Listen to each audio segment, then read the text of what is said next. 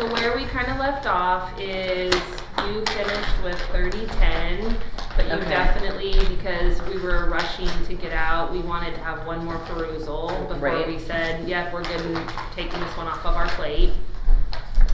3080 is attached to, it's a cross-reference from 3010, but in addition to 3010, we have both of the procedures. So we have ISBAs, there's 2 different versions. We did say that we are probably going to bring all of the above to the board, so I don't know if there's any editing that you want to do, or if you want to just take it in that, you know, initial blush. And then you have both of the applications under form, so you have ISBA's open enrollment application as well as Lakeland's. So we were going to kind of dial all that in and then jump up to 1240. And we actually printed off, I don't know if maybe Janelle still has it over there. She must, because I just had these 2 things. Yep, so that for 1240. For 1240, gotcha. Because, you know, they were over a slew of 20 policies or 20 codes. Lots of codes. So, so here's 30. So that's kind of where we left off. Okay, so we're going back into 3010, correct? You, at the end of last week, said you just wanted to look at it one last time. Okay, right. I'm just trying to find my 3010 that we... So this is, I have this one up here that you guys were editing. Okay, I just need to... That's what I was forgetting. I'm like, hey, something's missing here.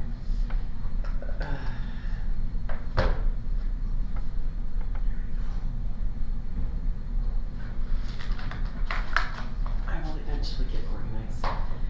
Not this week, but not this upcoming week. The week after next is a break between terms. I see you have a lot on your plate. Yeah, I'll be able to get myself a little more focused. But that actually is the time to do my taxes, so gotta get those done too.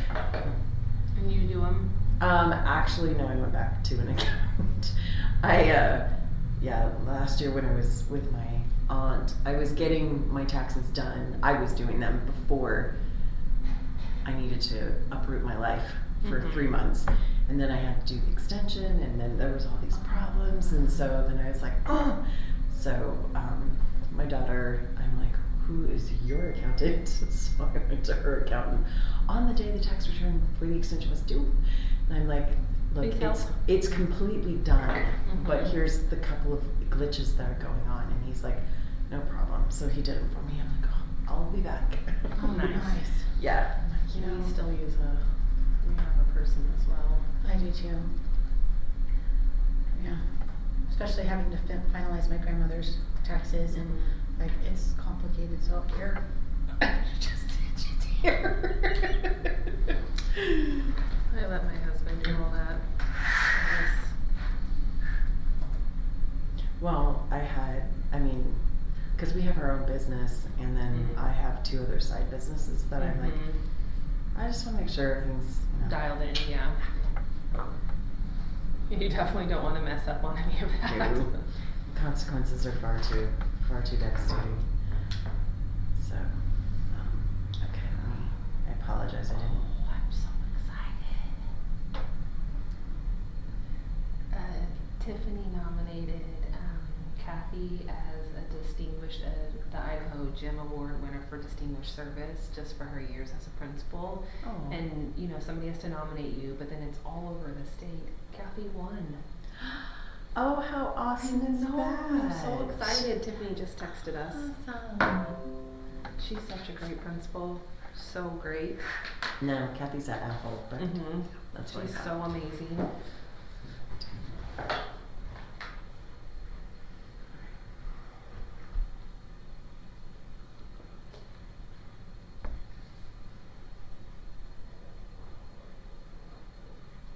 I feel like you completed this, but you just wanted one more perusal. I think we got pretty much all the way through it.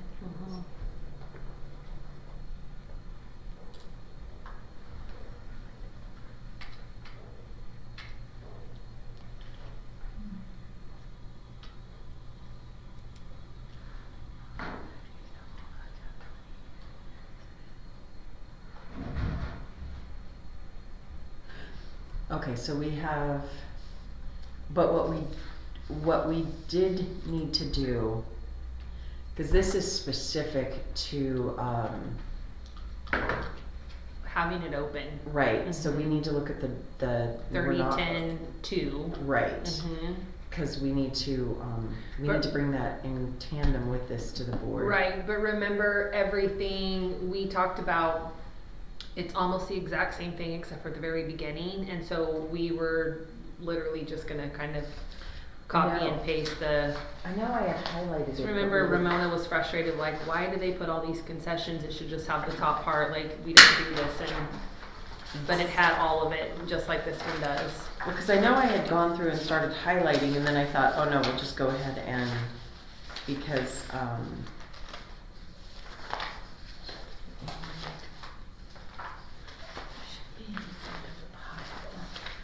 see, this is why I need to get organized. I just keep stacking things on my pile and then somewhere in the back.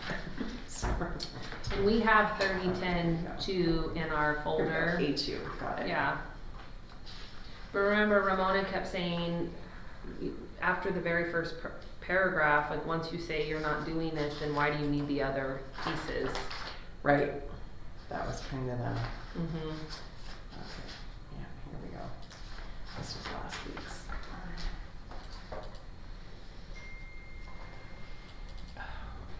Stop it. Okay. Alright,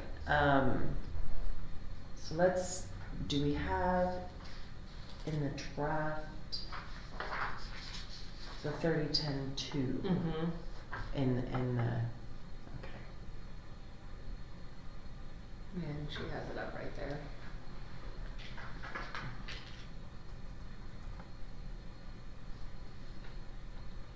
Yeah, I felt like Ramona said that after the sentence that says the district will not receive non-resident students under the state's enrollment options program, then Mhm. it was done. We wouldn't have the rest of the, because then all of those are specific to you are accepting.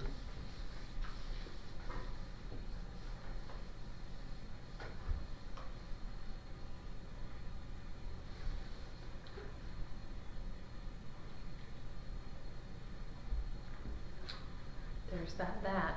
Yep. Bad word. So, pull that and do compare. Oh yeah, love being on the little side. Little screen.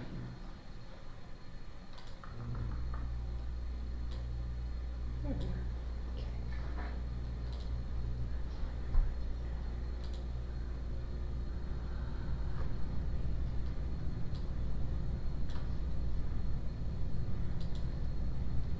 Okay.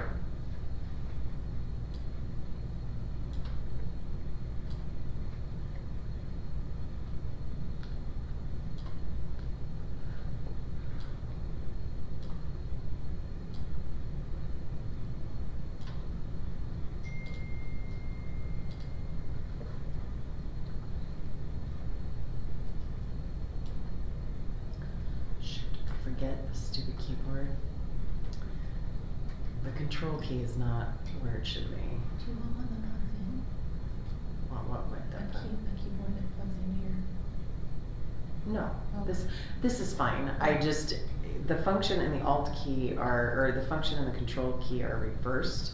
So it's function control instead of control function. Mm-hmm. And I'm used to the other way, so Oh, it's okay. like, so I'm gonna make that, wait, no. There's that.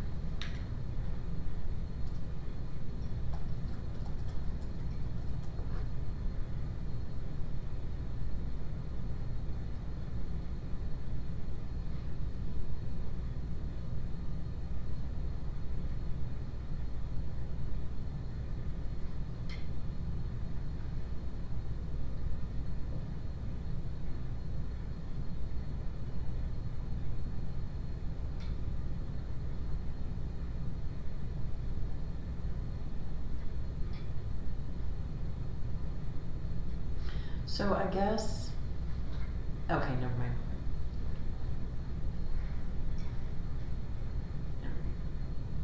I get it. Don't know if I agree with it, but I get it. Okay.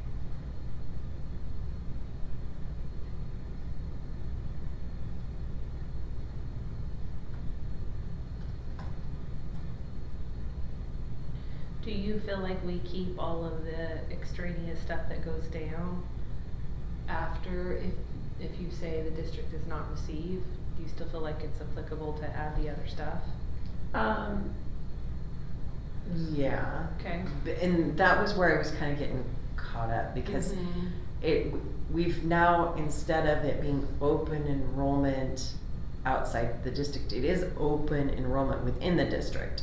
So everything is applicable to the transfer students that are because transferring it says within and outside, that's why. That's what, and in fact, that's why I'm like, why do we keep going back to open enrollment? Well, it's because it's open enrollment transfers. Right, because they no longer have a 3005, they combined it all. Right. Yeah, that makes sense. So then, yes, transportation, all of it would roll into the whole. So would you just copy and paste what you put for A1? That is, in a sense, what I've been comparing is like, what is what we've said, okay, this is what we'll bring, compared to what we've got over here. And it looks like,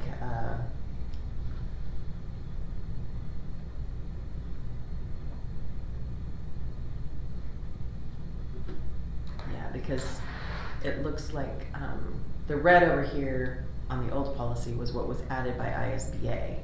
And it looks like because this is a whole new policy, everything is what was ISBA. So I'm just, I guess, looking for our own language that may have.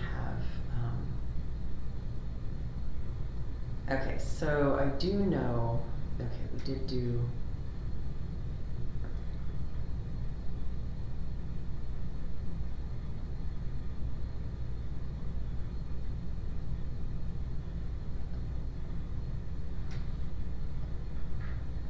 Let's see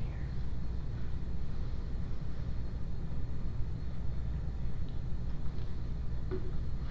So what I want to do is I'm trying to show what they had, at least to the board, because it helps, and it would help me if Bob hadn't, it helps them. Just for context. Yep. Seeing, well, why are we changing it? Yeah, I think it will be important as well for them to understand that 3005 was approved, but now ISB is combining and we want to be uniform. So that's why we're merging these. Correct.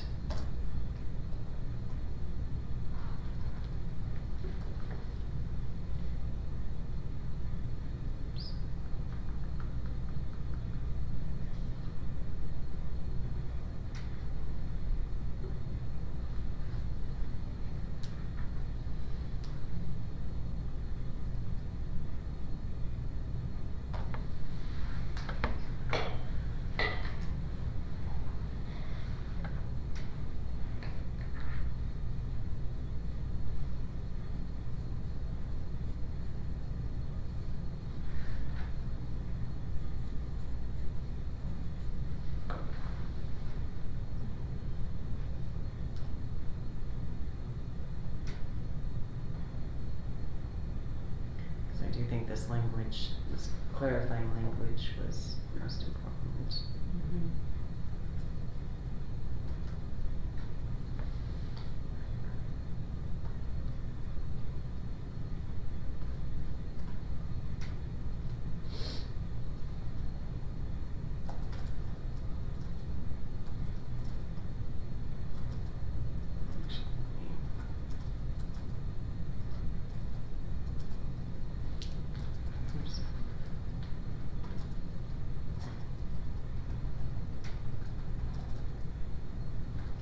Got to before I did. Sorry.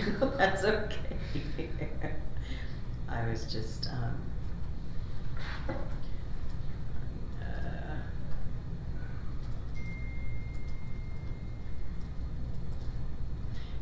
we'll do that.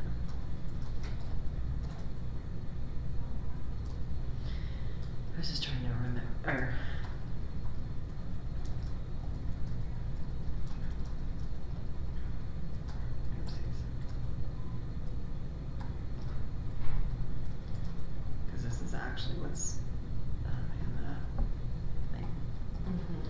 Okay, so then over here, oh, yeah, this is the other thing. What do we do over here? Never mind.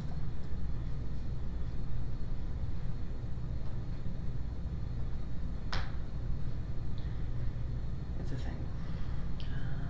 Why is this there?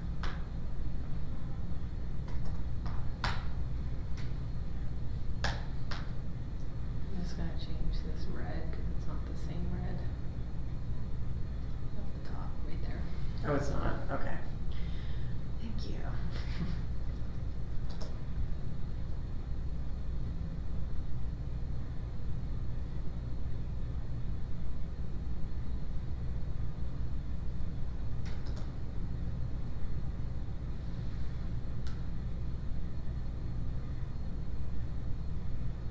Do you want me to justify it really fast? Sure. The whole thing? Okay. That's fine. I really prefer justification, but, or justified Yeah. paragraphs. Okay, so, let's see, okay, that's re-enrollment application, here we are.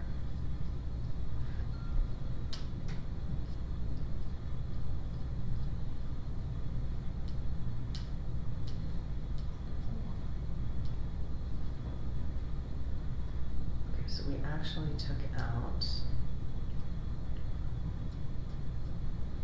this.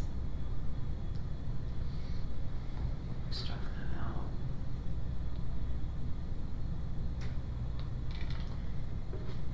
Added this.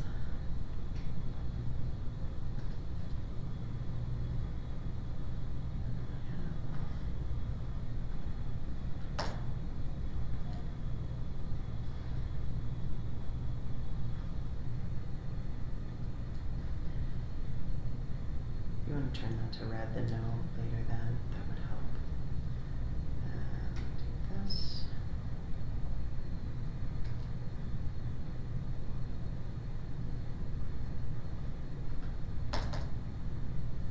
What am I turning to red? My green. Oh. Right there. Yeah. Yep, you're good. Okay, so.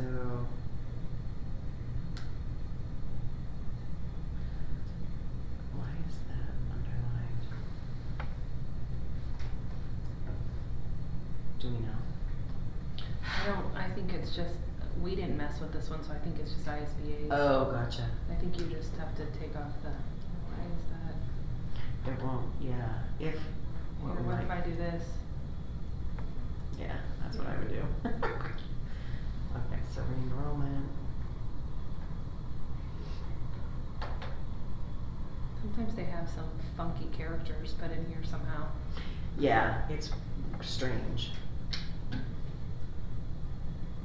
you Okay, want this so- deadline shall be waived in red, or do you want that to stay green? No, in red, please. So this is our old policy.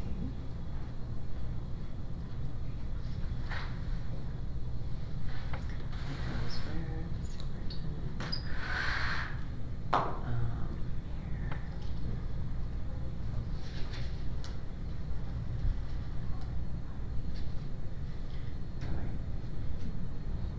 Oh, actually, this one goes here.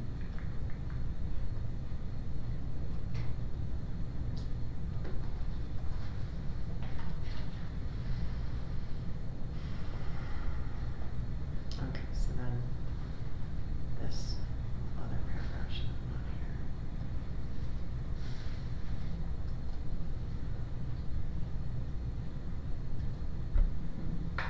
Okay.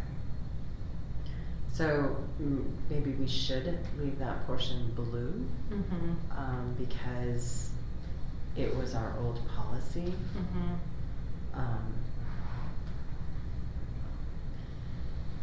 It's not red, it's not like we're, or do we wanna just make it red and be like, this is everything we're adding to make it parallel with the 3010? Because.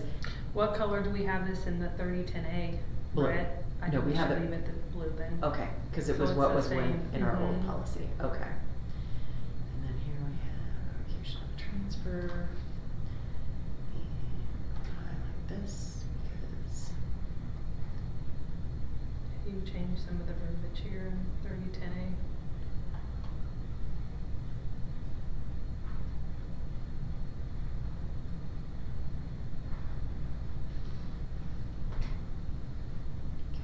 Student rights and responsibilities.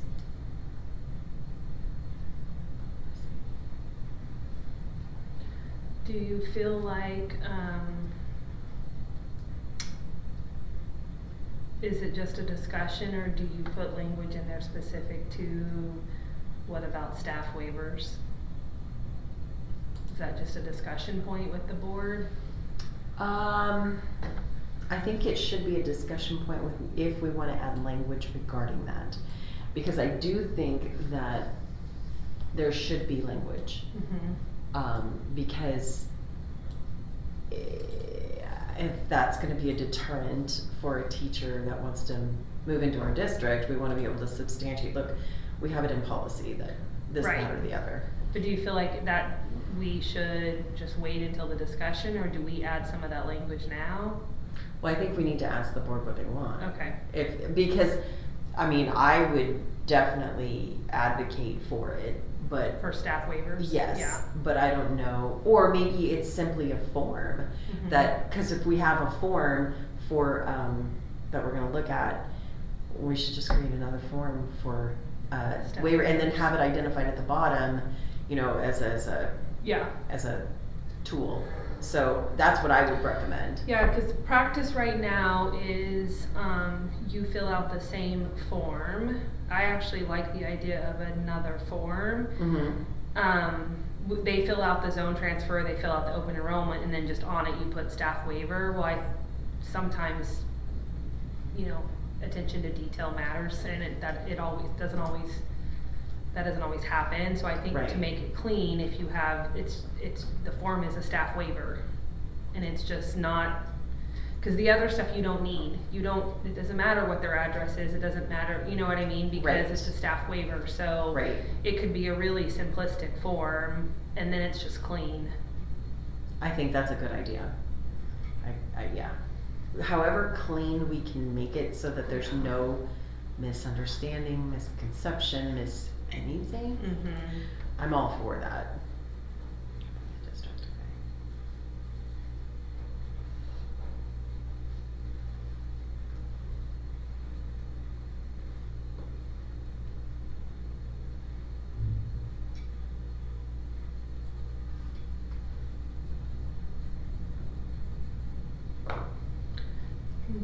If ISBA doesn't have one, we could reach out to some districts and just see, you know, if they have a template that we could look at. Yeah, that'd be good.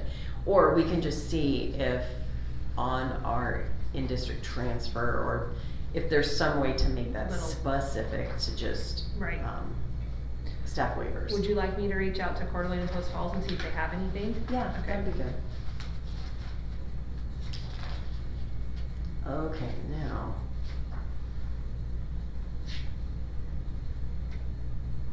Well, that's interesting. They don't have, on this one, they don't have the limitations. Oh, that's because that was in our policy. Yeah, that's our policy. Okay, so then let's do this. But that's weird. Why was it? Oh, that's why. Okay. So I'm gonna copy and we can decide what we want to have over here.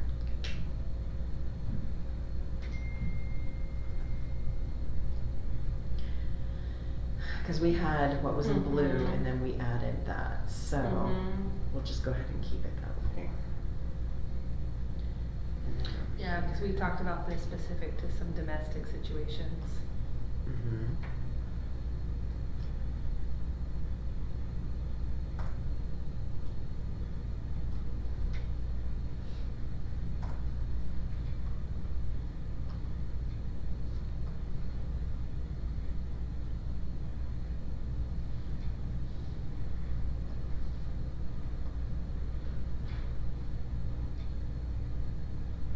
I did it again.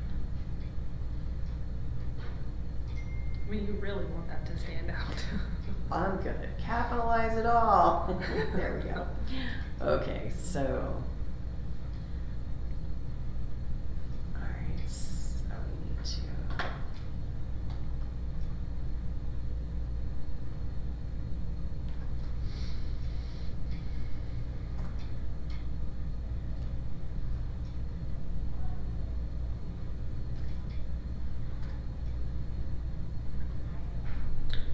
Then you also want to reference 3010F. I would think so, yeah. So it should technically. You could copy and paste that and just change Except the there's date. no 3010F over here. That's interesting. On the first one, we don't have a 3010F No, either. no we don't, so we need to add that. Yeah, yeah, because, we have the form, but it's not listed in our It's not. actual policy. So do you Right. want me to add it in both, 3010F? Yes. Okay. Are we just gonna call it open enrollment application or open enrollment form? What do they call, does it have?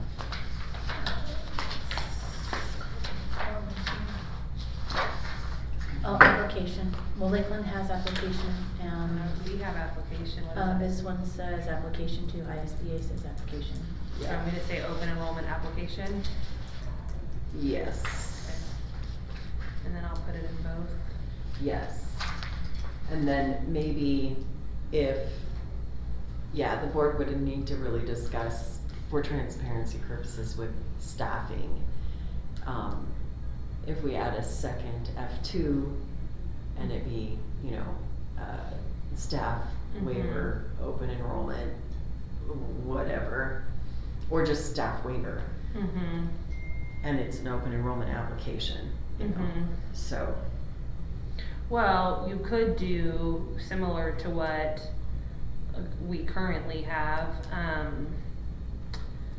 the open enrollment, it's all kind of one form and then you find your spot, so it's one form and you have the zone and you have open enrollment, it's all kind of connected. That's not the cleanest way to do it, but. Correct, but I think for, just transparency on the policy itself, if there is down there in cross-references a waiver for staff, then that lets everybody know that everybody knows that staff children Our waiver. are waivered. Right. So could we do, even though ISBA doesn't have this, we have F1 is open enrollment, F2 is staff waiver. And then if we decide to do zone, then F3, you know, Yeah, then yeah. we delineate 3 form, cause essentially that's what we're saying, is there's 3 different forms. Okay. Yeah, I like Because that the idea. zone transfer form is different than the open enrollment, I mean, they're really, really similar. Right. But, you know, I Let's think do the that. cleanest way is just, if we're talking about 3 different forms, then we do 3 different forms. I'm all for that. Let's look at the forms themselves and see. I have a copy of them. So this is ISBA's. This one's ours, okay. I'm just thinking from the administration side of the office staff, you know what I mean? Just Well, the and I do- cleanest way for that to, I agree, and I do believe that since, we're reviewing this policy annually, we should be reviewing the forms annually and the procedures annually. Do we have 3010P? yeah, you should have a copy of it. Okay. Yeah, there's a Oh, yeah. 2, 3. PA, so that'll be, okay. So actually on here, I could have swore we have different ones, maybe I haven't been using the most updated application. But on this one, it actually just says out of district, in district, and staff waiver, and it's the same form, and you just mark on the Lakeland one. Oh, yeah, cause I have, oh yeah, this is what I have on that one. So apparently I wasn't using the most updated forms, because I used several ones. Honestly, I have learned that we have forms hidden in various spots and not Yes, everybody we knows do. where to get them updated at. Okay. I just don't know, I mean, Well, what I'd like to do real quick is if we just, skim through the forms in comparison of ISBA's to see if we're missing anything. Date of birth, school students presently residing.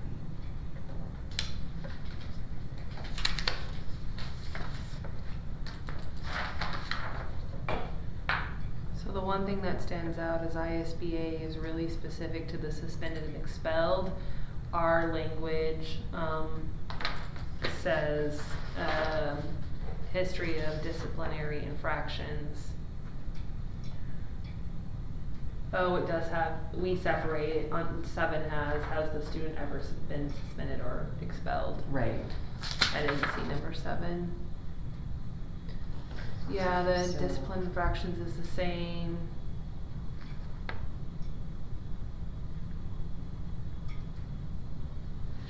Well, and see, their language, and I actually like its placement. When they don't have on here, well, okay, so I like our reason for requesting attendance to the school. Mhm. I like that that's on there. Cause that's kind of important, I think. I mean, from a principal standpoint, it gives me a heads up to the situation.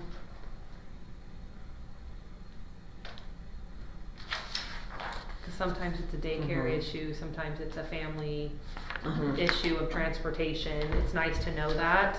Right. So on the Lakeland form, it just gives you, oh, okay, you can do another, Mhm. okay, I didn't see that part. Mhm. You have to check. But I do like,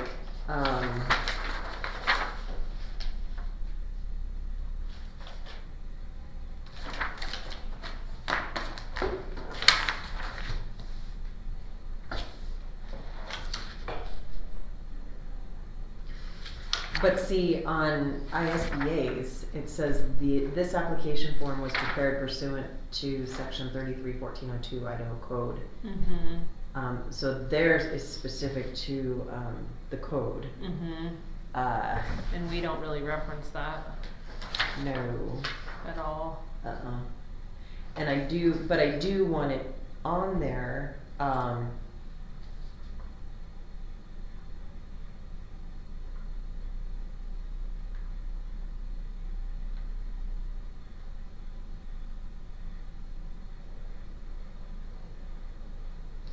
I like where it says, for out-of-district applicants, a Mhm. copy of the applicant's student's cumulative record must be attached to this application.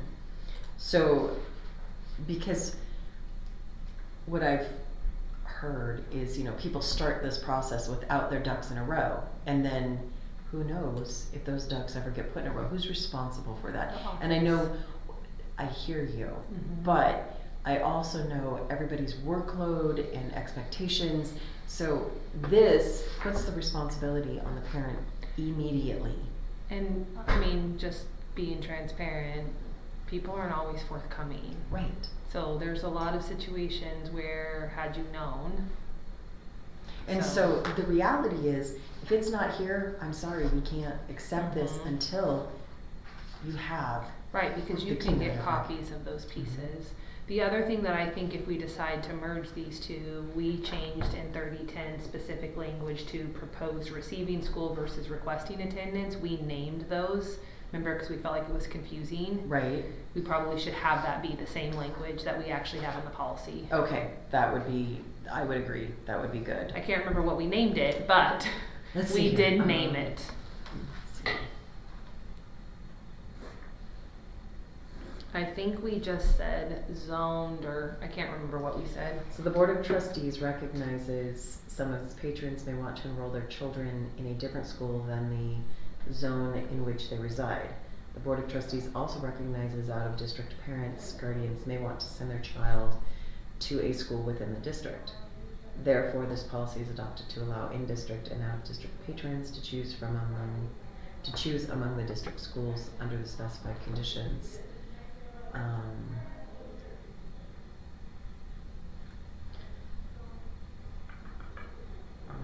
Okay, application approval must be submitted annually for admission to a specific school no later than February 1 for enrollment. Deadline shall be waived upon an agreement between the resident and non-resident Board of Trustees, okay, superintendent shall, re-enrollment. As long as a student continues to reapply for enrollment, the superintendent shall treat the student as if he or she resides in that school attendance area, except in the circumstances described below.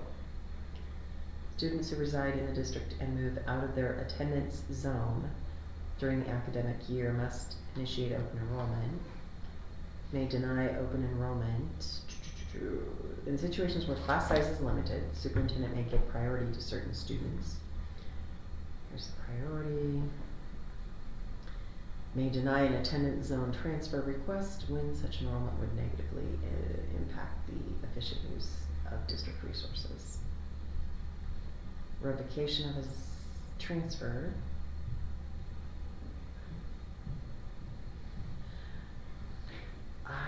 So we didn't make it as I plain. don't think we. I think we changed it to attendance zone, but what I'm proposing is what if on the application, and again, if however we merge this, because they have the same thing, name of proposed receiving school, and people get really confused. So what if it just says name of requested school, and then 2 matches what we have in policy where it says assigned school, and we just say assigned attendance zone school. Because that's what we actually put, this is your attendance zone. Or we could just put assigned zone school. I would put actual. But if they haven't started yet, so I am a kindergartner and I want to go to Betty Kiefer, but I'm assigned to Garwood. If you put actual, they haven't started. But it's the actual school that they should be going to. That you're zoned for. Right. So we could put actual attendance zone school. This one is simple, it says assigned school. Right, but they haven't been assigned anywhere. Right. Okay, so name of, we wanted to change name, instead of proposed, what are we saying? I said name of requested school. Requested, that's perfect. Because that number 3 says you're requesting attendance in this school and you have to give your reason, so I just requested makes sense. This is what you're requesting. You want to go to this school.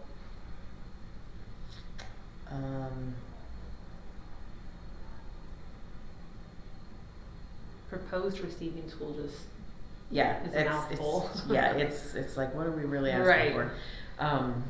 So this, in the ISBA, they have it, a school student is presently attending or would attend if student were in a public school. So they kind of give more of a narrative. Which, I think that's, makes more sense. But see, they even have name of proposed receiving school. Oh yeah. So we took it from somewhere. It's just people are like, what? Yeah. Then you have to call them and follow up with like, are you supposed to be going to Garwood or?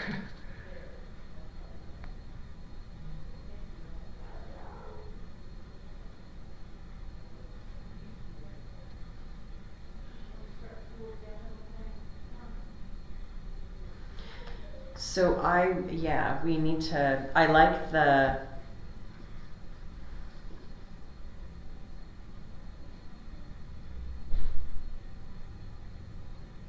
I think we should do, a school student is presently attending or would attend if student were in public school. But it also, it doesn't speak to the zones, because if this is a multiple transfer person. I think the public school part of that narrative will be confusing. Okay. So I think if you said school student is presently attending or would attend if student were in their assigned attendance zone school. Well, what if it's school student is zoned for or would attend if we're in public school? Yeah. Okay. That'd be perfect. Okay, so what are we saying? Repeat that. School student is zoned for, so we're taking out presently attending. Next, that sounds weird. Yeah. Or would attend if student were in a public school. Yeah. Yep, I think that's perfect. Okay. And then we have, so do you just if I can start playing around with this, we take this whole square out of ISBA, the Yes. first top part. Do you Yes. actually want it squared like that, or do you just want it to be in a normal bullet point? Do you think it's important that? I think it needs to stand out. Okay. Because then what we'll have to do, we have out of district application, in district transfer application.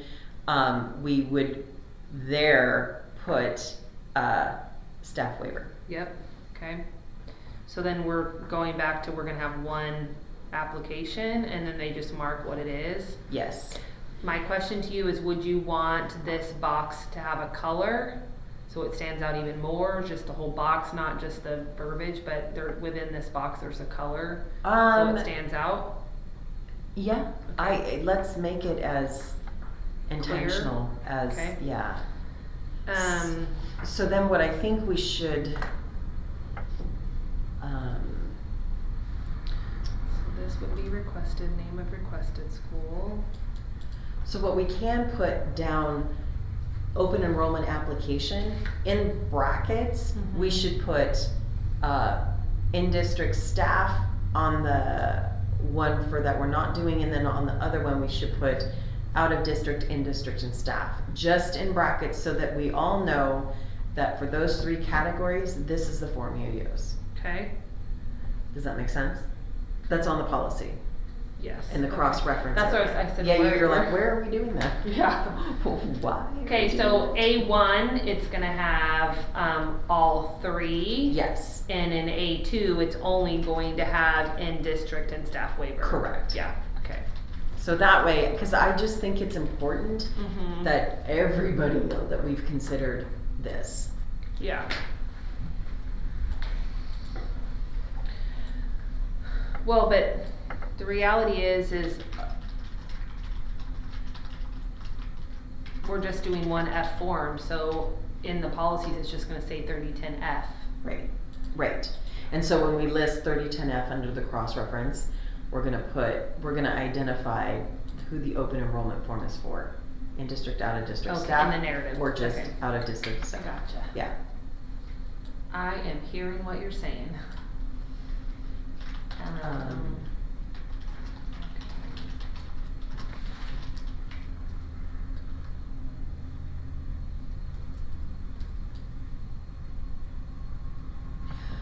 Although, let's see here. Okay.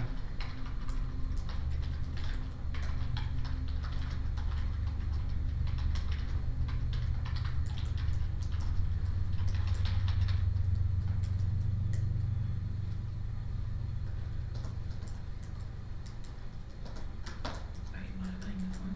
I am. Or not the form, no. I'm not modifying the form. Are you talking to me? I'm still on 310 and putting what Oh, Michelle okay. wanted, specific to the out of district, and then you guys can look at it. Cause otherwise, we'll forget. And then this one will just be this.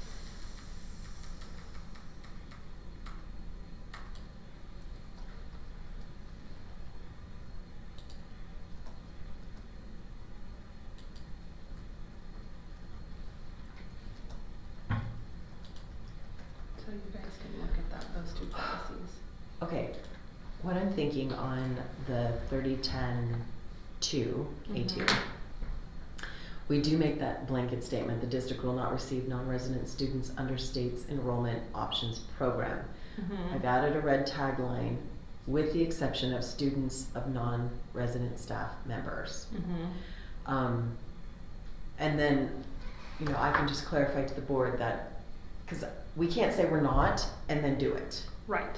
So either, and I think we have to claim in the policy, we're not taking anybody. But I think we do need to have some caveat that says the only consideration we'll make is for staff students. Right. So does that That's why, sentence? yep. Yeah, And no, that's why I asked that yeah, question of like, yeah. do we wanna put anything in here? Because I do feel like, I mean, that's a huge incentive. We have a lot of staff that participate in the staff waiver. Right. And, you know, it's the daycare side of that, the transfer, I mean, it's just so, Yeah, it's and huge. it's so competitive that, Well, and I think, And if the board chooses not to allow staff, then we just take the sentence out and we're totally in compliance. But in thinking about it, we do need to have, there is only one exception, and that is if you're a staff member. But does that sentence sound, does that clause sound okay? Perfect. Yep. Okay. So we're saying non-resident staff members. Right. Right, because in zone, it doesn't matter. Yeah, it doesn't. Exactly. But the reality is the parent doesn't live in the district, so the kiddo obviously doesn't live in the district. So the other thing you'd want to delineate, and this is more procedural for the board. Okay. We said, and I think you have this in 3010A1, open enrollments will all come to the board for approval, as will, transfer students if you're revoking. Will that be the same for staff waivers? Do you not want to have that come to the board? Just thinking about your procedural piece, or is it everyone will, including staff? Will you delineate the difference? Well, no. The reason I highlighted it is because even on the old policy, it says the board of trustees shall consider the needs of the students. The board doesn't know that. Right. Because we've never been given any information. So either we need to change the language in the policy, or it needs to start a new procedure. So my reason for highlighting that is just to make it a point of topic with the board members. And then the board needs to decide, are you going to step into this, or what are we doing? Right. But then your discussion will be do you want that delineated out? Does it matter to you? If you're going to accept it, do you even need to know that information? Or holistically, is it important for you to just be able to look on a grand scale what you're talking about? Right, exactly. Right. Because, Yep. And honestly, I think it would be good for the board to know how many staff we have that are non-resident with kids within our district. I think that's not that changes the outcome. No, it doesn't. It's just we don't know. Right. So how significant? What are we looking at? Right. Because if we employ 659 people, do we have 659 non-resident students? I know we don't, but maybe we do. Who knows? So it would be a good piece of knowledge to have. Right. But then with respect to, I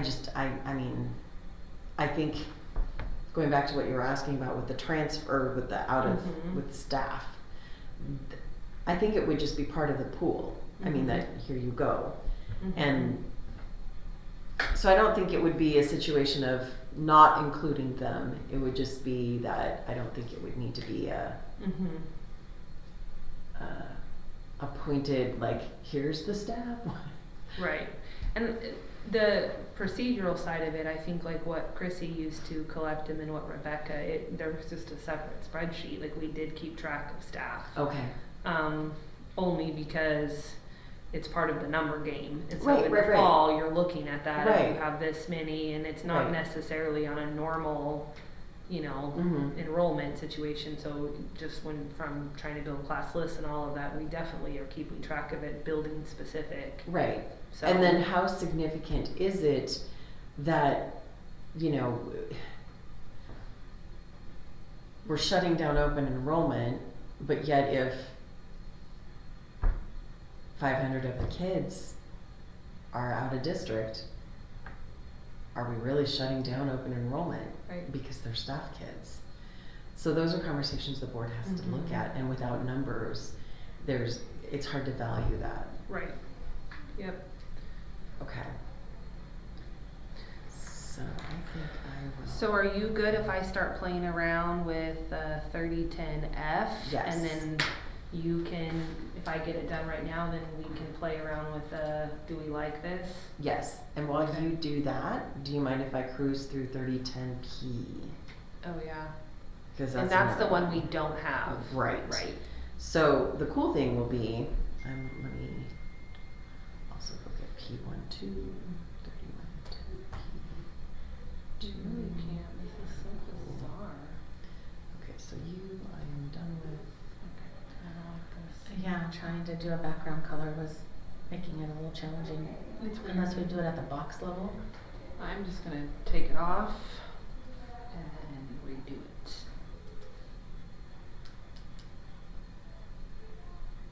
Okay. Cause then I can control it.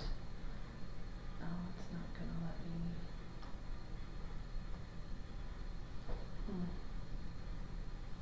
What if I did it without using a format?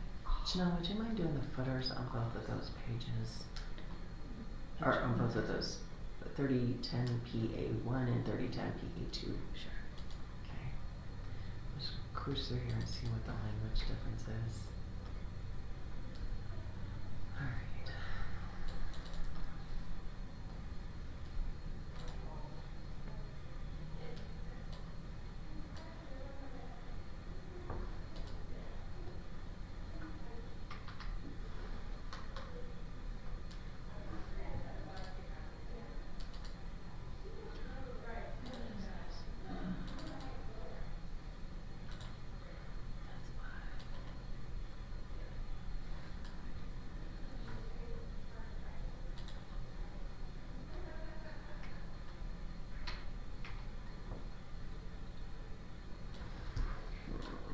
So what did it say?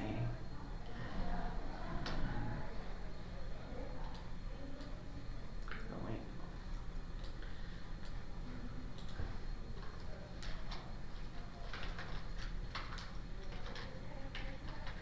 Okay,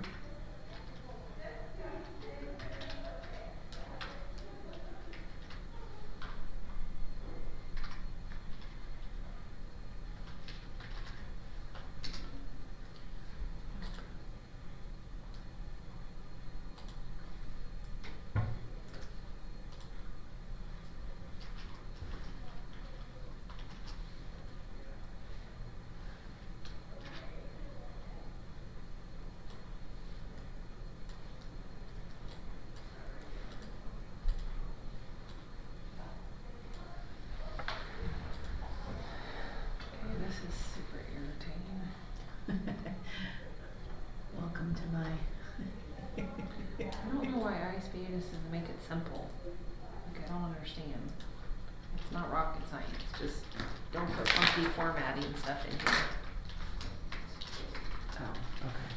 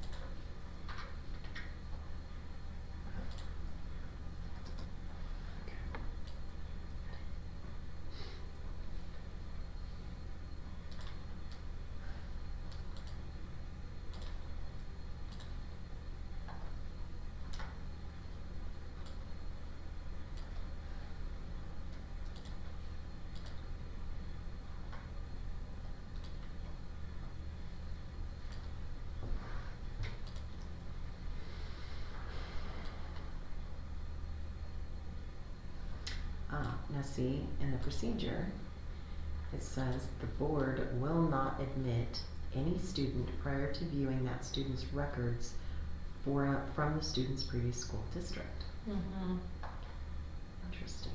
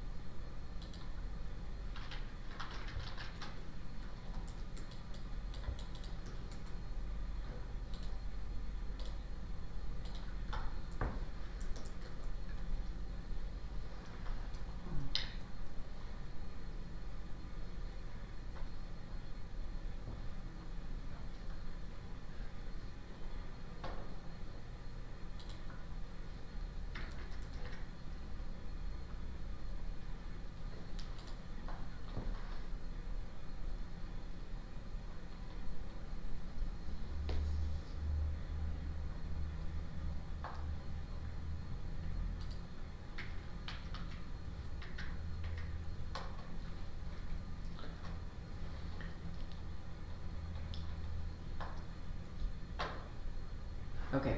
Oh, so okay, so they're calling it that. Never mind.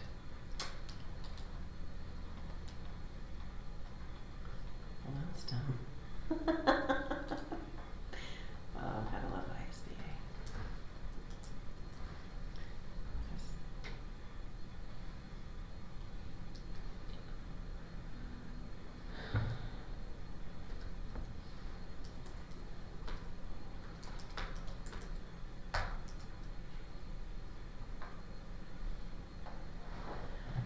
What did it do?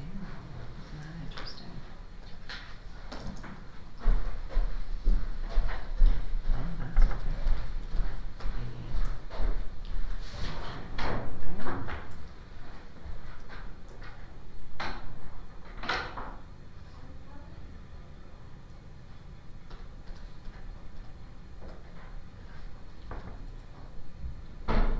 Holy Mother of all things holy.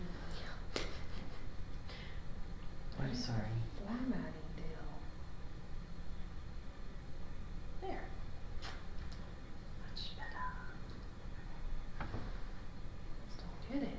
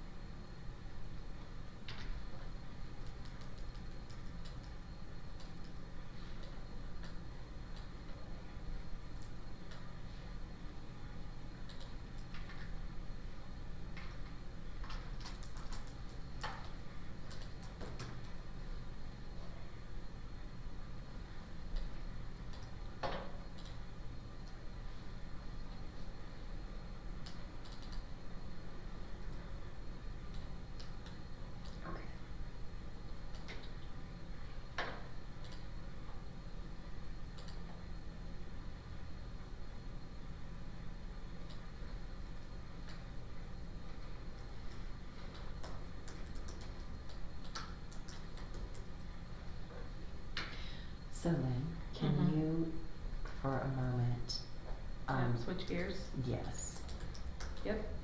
to the PAs, either PA 1 or 2. Okay. It's the decision regarding application, and there's 2 options. I don't know what the standard procedure is, so if you can weigh in and give input with which option. Once the principal receives the application from in district or out of the district, the principal makes a recommendation to approve or not by completing the appropriate section. Sends the form to who? Form these 3 persons consider open enrollment. Team shall include designated administrative evaluate data. Okay. So it's kind of different depending on the time of year. So in the fall, we do the first week back with teachers, so the week before school starts. Mm-hmm. We will come together, and it is a really long meeting, but everybody comes with, here's our current enrollment, these belong to Betty Kiefer. These are the zone transfers within Betty Kiefer, these are existing zone transfers, these are brand new, so we always delineate existing versus brand new. These are existing open enrollments that maybe were grandfathered in, because some schools, like Betty Kiefer has been shut down in open enrollments for years because of the increased class sizes, as well as Garwood, I think, shut down this last year. So some schools have that, some don't, but then same thing, open enrollment kind of grandfathered in their 4th, 5th, or 6th graders when we had 6th grade, or brand new open enrollment. So we delineate all of that. So the first decision is, this is what our class size, Time out. How can we shut it down if we have a policy that says we accept it? So there are some schools where we'll say we're just not accepting, and it's not in an official capacity. I prefer that language. Yes, but because we can deny them because we don't have capacity. Right. But we can't say you can't do the open enrollment process. Everyone gets to do it. Okay. But then we just come back and say, Okay. and then, but I always tell parents, like when Betty Kiefer was shut down for a while, I would say, fill out the application. I just need you to know there's a really good chance it could be denied because of we haven't been we don't accepting. have any room. We don't have room, exactly. Right. So, but everyone can always fill out the application. Okay. So we bring all those to the table and Okay. we start looking at enrollment options, and so then just what we have. So that's kind of the process there. And so then we go through zones first, because the kicker is you might be making decisions if you don't, as a principal, really lay out everybody that's trying to come in, all your brand new applications that are supposed to be slated for your school versus your zone transfers of, I could have 20 kids coming from Twin that have always been at Betty Kiefer, but I have 20 people that live in Betty Kiefer. Right. How do I make that decision? And yes, these kids have been here, but if I'm at 28, somewhere I have to. So we have had to deny grandfathered in situations. And the parents are gracious, they get it, they have to fill out that application every single year. Nobody wants to do that, but it has had to happen because numbers are just, there's just no capacity for it. Right. So we delineate all of that in making those decisions. And so then as a team, like if I'm Anna, for instance, and she was like, I have 5 kids that want to come to Betty Kiefer at 1st grade, before I say yes to zones, I have to look at all of those variables. Okay. Then I accept that, so then we have literally a spreadsheet on the board, or we do it on the whiteboard, and so then I'll change my numbers. I've just added 5 more from John Brown, so I changed John Brown's numbers because they're not going to go to John Brown, they're going to go to Betty Kiefer. So now I was at 20, now I'm at 25. Now I'm going to look at my open enrollment. So that's kind of our procedure. The way it works, once we get beyond that first initial entry, is Jake will call me and say we keep that B's enrollment, we keep updated, and he was like, I have 27 kids at 1st grade, and I have somebody that wants to come in. I can't accept them, whether they're even slated for the school at that point anymore, because I have John Brown sitting at 20, and then now I have Garwood sitting at 27, and just that disparity, and the educational side of that, it's not good for anyone. Right. And so he'll call me first. I'm looking at everyone's enrollment, And then I just say, okay, based if it's an SWD situation, then Kelsey has to get involved. So we bring all the players to the table and then just start talking about, okay, what would be the best fit for this child based on the numbers, based on, everything. Sometimes the concession is the best placement could be the zone school. Right. Sometimes but all of the principals, directors are involved. Then teachers get in that mix, and so then that's how that process works. And so then we will officially, Rebecca will bring it to the DLT team and say, this is our request. Mm-hmm. There was a zone request. Becky will look at it, Lisa will look at it, Brian will look at it. Principals have already been made aware of it at this point, and then we say yay or nay. Okay. And then Rebecca follows through with the follow-up with parents. Okay, so. That was a long drawn out. No. But I appreciate it. It is different compared to their very beginning versus throughout the year. Okay. So. And one more caveat to throw in the mix. There's definitely, like Spirit Lake, their second grade was really high. We added staffing, but even with adding staffing, those numbers were just really high, and they were kids zoned for Spirit Lake. So there's definitely situations where we'll say, you are capped, you cannot, because the only other way we could do that is if we literally added another teacher. You're capped, and when one school is sitting at really high numbers and all the other ones are lower, we will work with parents, we provide transportation, but we'll just say Spirit Lake can't take any more second graders for the rest of the year. If a new second grader comes in that's slated for Spirit Lake, we're going to send them somewhere else because the numbers are just too high. Right, okay. So the decision regarding application. So it begins with the school principal gets the application, and then the principal makes the recommendation to approve or not approve the transfer by completing the appropriate section of the open enrollment form. The principal sends the form to the superintendent, who shall form a team of at least 3 persons to consider open enrollment applications. Sometimes it comes to the building level, but a lot of times they'll just come straight to the district office. So Rebecca may be the first person that gets the application. It doesn't always funnel through the building. Okay, so this is on PA1, so this is on we're accepting open enrollment. So,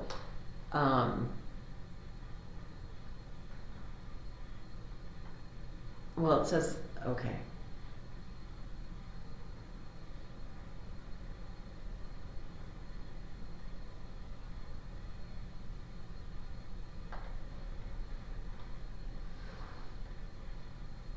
So they could come here, do it, and then Rebecca sends it to the principal, right? It comes to the DLT team first, because Becky may say we're just not accepting open enrollments because whatever, or it's a zone transfer, and so then the next step is Rebecca then is coordinating with all of the principals involved and the parent, because there could be a situation where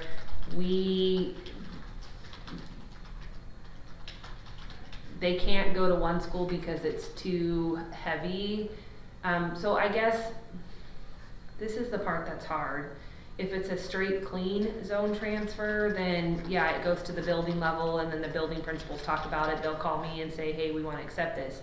If it's a forced transfer because of numbers, it's a little bit more drawn out. So somehow, do you want the policy to delineate if it's a forced versus a... Because if it's forced, then I may have Rebecca's calling the parent saying, Spirit Lake's full, but you have the option of Betty Kiefer, Athol, whatever. And so then we're looking at transportation and where does the parent live. I mean, there's a whole lot of factors that come into that if we can't let them go to their assigned school because of numbers. Does that make sense? It's way cleaner if it's just a zone transfer. Oftentimes that does come to the building level, and it always funnels through Rebecca, but then the building principals are the one having that conversation. Do you know, I mean, do parents go to the school and be like, hey, I want to come to the school, and then is the school redirecting them back to the district office to do the paperwork? Okay. Well, because they have to get it online, so it happens, and they say, you know, you can either turn it in to me or at the district office, but at some point it has to come here anyways, because ultimately everyone is looking at, are we accepting this? And then just so that everyone has all the facts when we're making decisions. Okay. You do know you can do a copy and paste, right? No, I mean like you can copy that bracketed, what it says, and put it in the find and replace, and it will replace them all. Yeah, Okay. just so you know. Okay, thank you. Sure. The things I learned along the journey is like, would have been nice to I was know actually months thinking about that ago. going, okay, how would I make that work? Well, you guys are talking about, okay, Yeah. I'll just. I just learned that Becky showed that to me because I was doing something and she was like, there's a much faster way. Yeah. No, because I saw her typing it out and I'm like, oh, she's not searching replacing.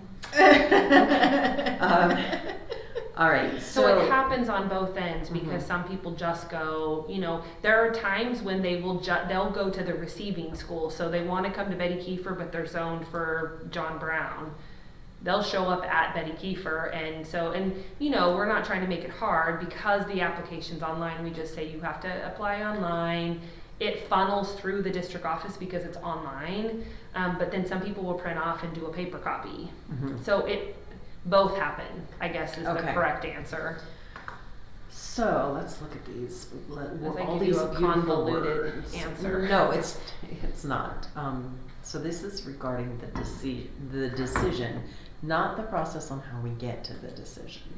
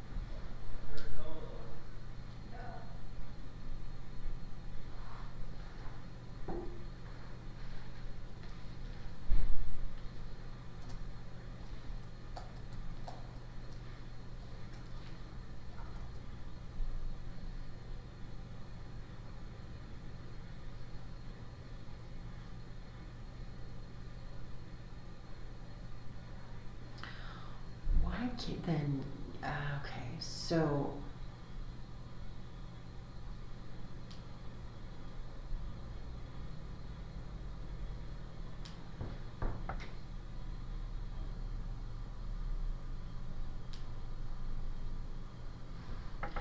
all right, well, then scroll up before I go down into there, because the application, it says for students who reside in Lakeland, the parent or guardian completes the open enrollment form and submits it to the principal of their school zone. Then that principal makes a recommendation to approve or not approve the transfer by completing the appropriate section on the application enrollment form, which would be, I'm assuming, okay, so there's principal signature. Okay, so then the homeschool principal sends the form to the out of attendance area or the receiving school principal. So kind of what I hear you saying is that's not happening. Both principals will sign it. Okay. So like if it comes to me and they want to come to Betty Kiefer, then I sign it and then I send it to Anna and then she signs it and then we catalog all of that. So we keep those applications. Both people sign it though. Oftentimes the principals will meet and do it, and so then it just happens right then and there. Okay, so then what I think we need to do, based on what I hear, is we need to direct parents to the form to complete and return and submit to the district office. End of story. That's the cleanest way to do Okay. it, so that you don't have the back and forth, and because everything's online now. Right. We do have parents that print it for sure, but it's easier just to do an online form and then call it good. Okay, It would be really great if it was a fillable form. that would be ideal. Why do we not utilize those? Does nobody not know how to do them? I mean, or We create have them? some of our forms that are fillable. Okay. I think that's a great idea though. You just make it fillable and it's easy. Yeah, it's clean but there are those parents that don't have access to computers. Right. So we do need to have the packets for them to be like, there you go. Because right now, when you go on the district website,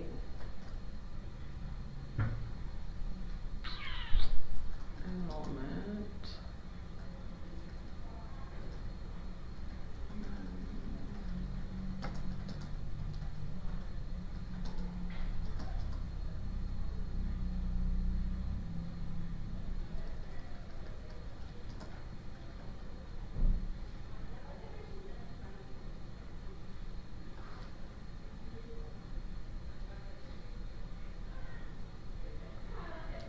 Yeah, I mean, the way it is right now, parents can, you know, download it as a Word document and then fill it out, and then they can submit it and email it, so we get that. But you could also, if you don't have that, then you're gonna print it and have a paper copy, and either you scan it or you're bringing it in. A fillable form would be ideal. Okay, so Let's see if we can do that.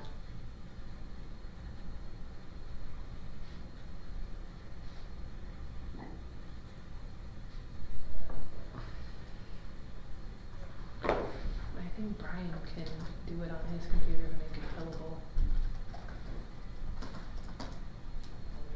are applications also available at the school buildings? Mm-hmm. Mm-hmm.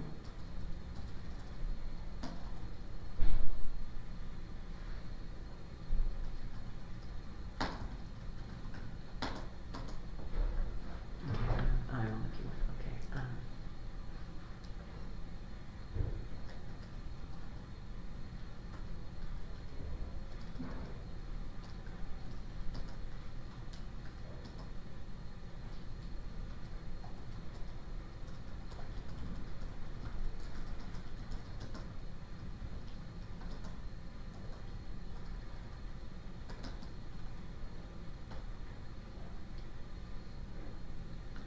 Janelle, what do you think about F?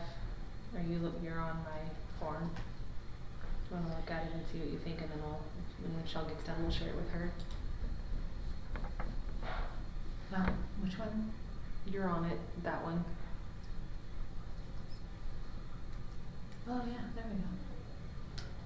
I was wondering why they had the Lakeland Joint School District over to the side. Yeah, I don't know, it was weird.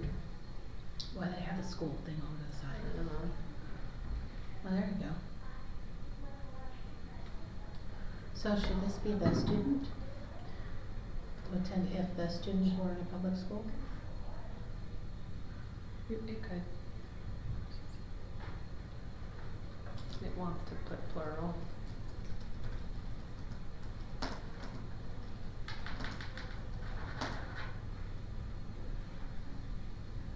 It's almost 11 o'clock. Then we're busy. Been working. I would have told you it was almost 10 o'clock. The green looks good there. And I just bolded it, I feel like it stands out. I was able to get rid of that formatting that was up there. You were good, thank you.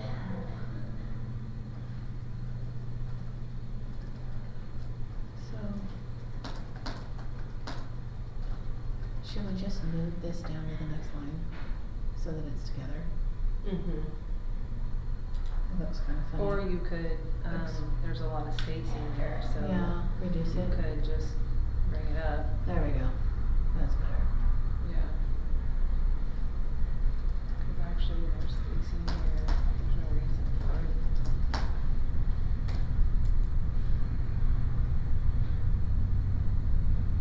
And then, I just think you, no. Did I do that? To what? And this is short over here. What is it doing? I think with so many people in it, it's having heart palpitations. Okay, I'm gonna leave it, and then we'll let. Should we extend that Michelle- line over? Yep. Are you gonna do it? You're right there on the line. Okay. Well, I didn't want us both to do it. Right. Okay. There we go. Yeah, that's cleaner. Yeah, it's like the formatting on the lines is all wonky. Some will go all the way, some that way.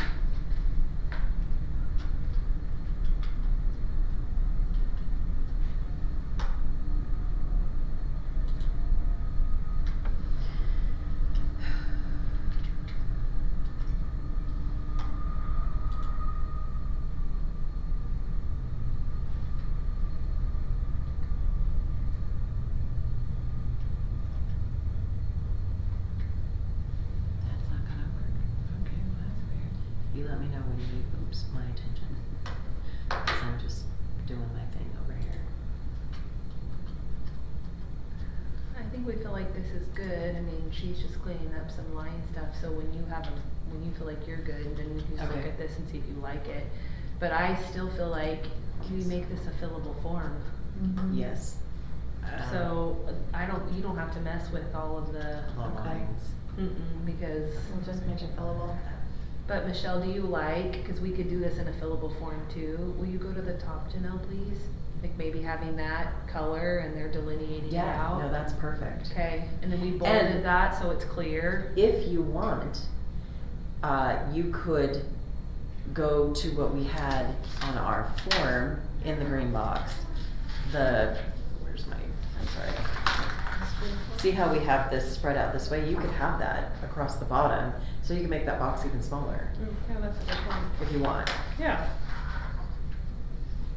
But I like the bolded because that way it's definitely Clear, Yeah. so then it's like that.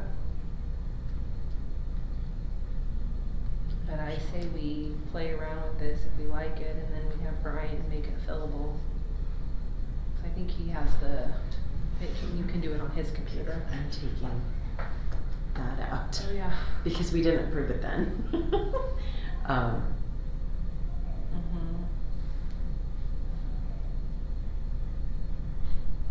Yeah, so we won't need to talk to Spirit or to Coeur d'Alene or Post Falls because we're gonna use this and we'll make it fillable.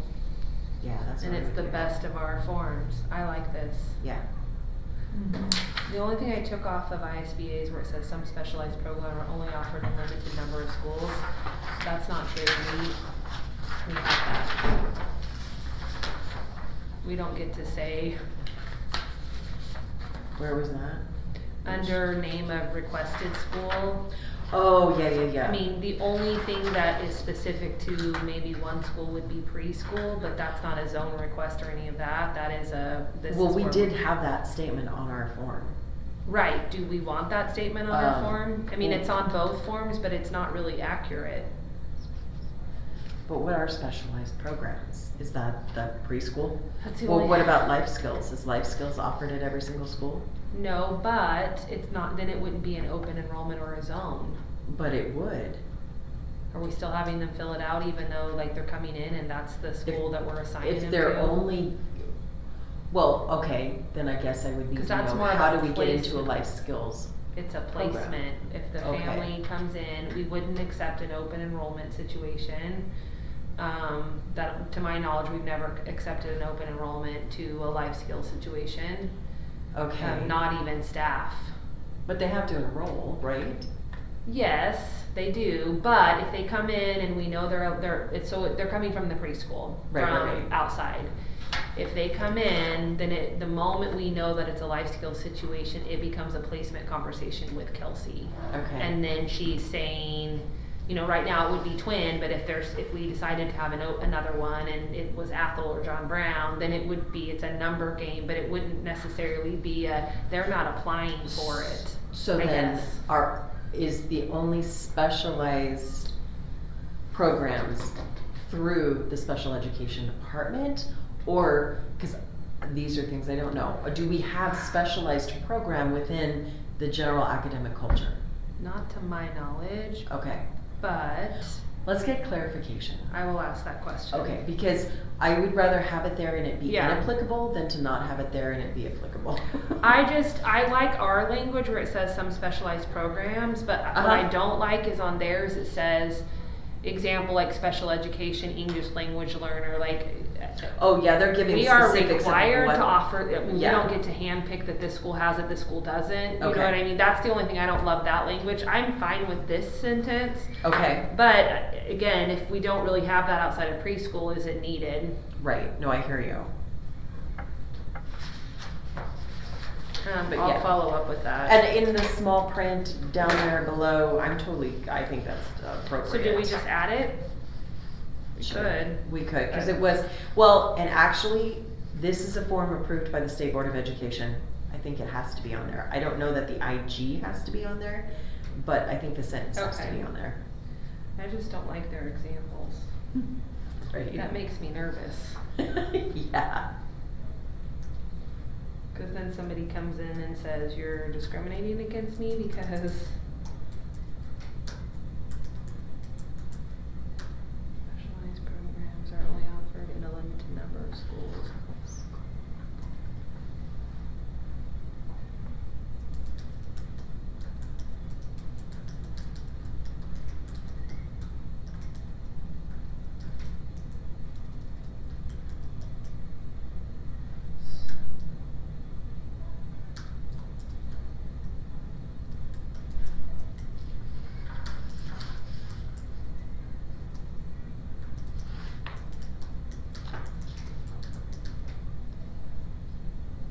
I think you have to put the area code, cause you can't assume people know it.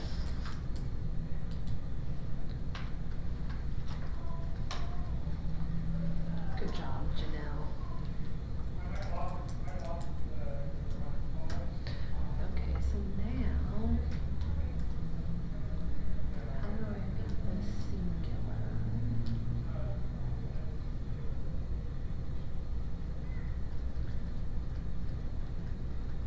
Alright, there we go.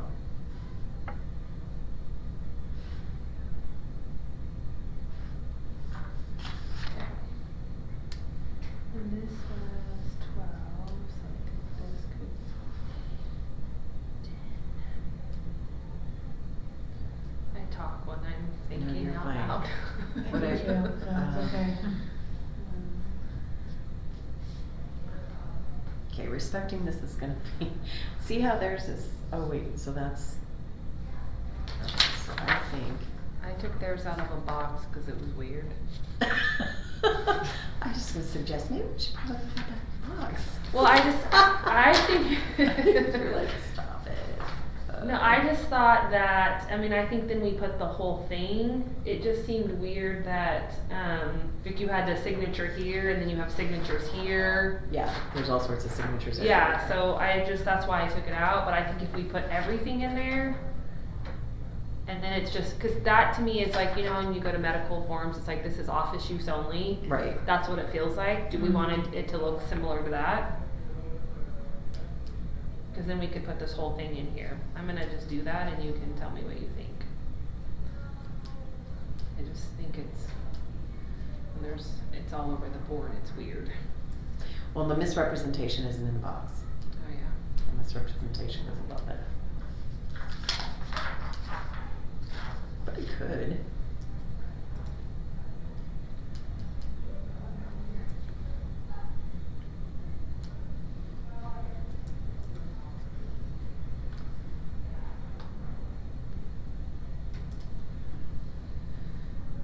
But then the other thing we have to talk about is, specific to this, there's a lot of spacing issues. Yeah. I'm not gonna worry about it because if we put it as a fillable form, we can fix that. Right. We have, Lakeland has, so then this is where your whole, revoking transfers comes in, so we have that contract.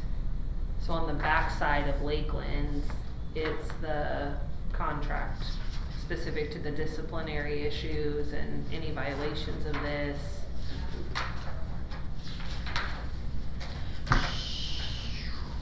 Ooh, bummer. I've lost my form. The whole thing? No. Oh, there it is. So you can't tab in a box? Uh-uh. Well, that's annoying. Yes, it is. How can you not tab in a box? You can in Word. Yeah, it'll kick you out of it and give you another box. That's what it did to me. Alright, cause I was gonna move it up so that it's like, oh, so how did you do it in the green box? I just moved it over. I didn't tab it. Spaced it. Oh, Uh-huh. you're so smart. I manually did it. That's why you are you. Okay, there you go. That's my what? You are you. Okay. That's funny. Alright, Cause then where so does what- this contract come in? Does the contract come contract, under okay, so where procedures? Is it this. On the part. back of Lakeland. I'm getting there. Which ISBA doesn't have one. Cause this is the part, I mean, what, if you don't have some type of contract they sign, how do you revoke Is it? that one, yeah, in your right? Yeah, no, I know Okay. that. Thank you. Sorry. That's okay. Poor man, it's funky, but we're not gonna worry about it.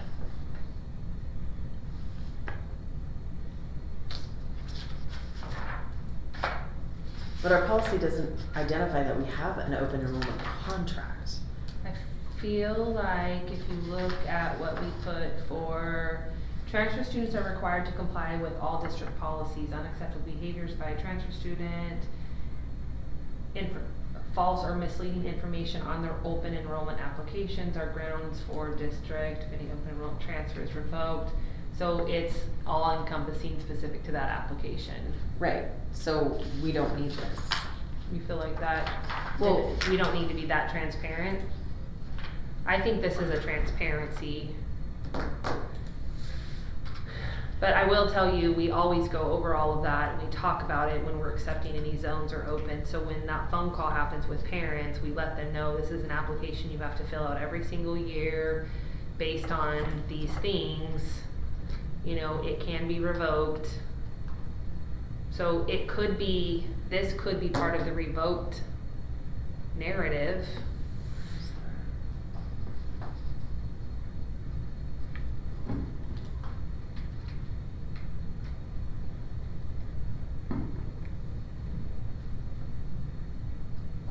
Well, see, and our policy doesn't state, because our policy doesn't state this. Right. And I'm wondering, so I'm on, which one am I on? This is the one, where's the two? Okay. Yes. Okay, so if I go back here to this one, oh, that's what I'm working on. Okay, here we are.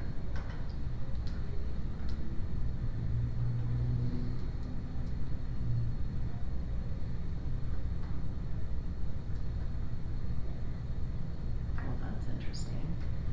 Where was this one.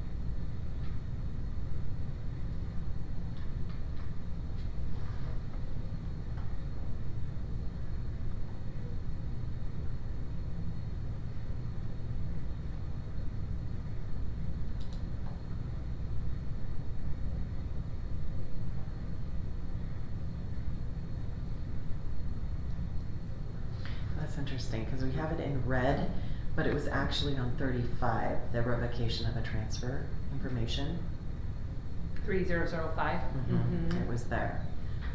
Just because we put it in red, and I'm like, wait a minute, that means it wasn't on here. It was recommended by ISBA, because we had blue, or if it was black, it was mutual. Yeah, maybe that's my mistake. Oh, that's okay. I was just like, wait a minute, we're Yeah. saying this is a revocation of transfer according to our policies and procedures, which we Right. have delineated procedures. Right. Nowhere though, Yeah, it's not clear. yeah, but the policy doesn't read, the district reserves the right to remove a transfer student at any time because of unacceptable behavior, false or misleading information, or the open enrollment application, lack of academic progress, or poor attendance. And I think the assumption is when you fill out this, it's, here's the district policy specific to the application, and so then I just feel like we talked about last week of if you were going to revoke something, it would go under a student hearing and it would come to the board. So then do we delineate what that would be, that it would be a student hearing based on this, and so then do we take this off and then this is a narrative? Let me ask you this, when a kid enrolls in school, do we have an enrollment contract? Nope. Then why do we have an open enrollment contract? That is,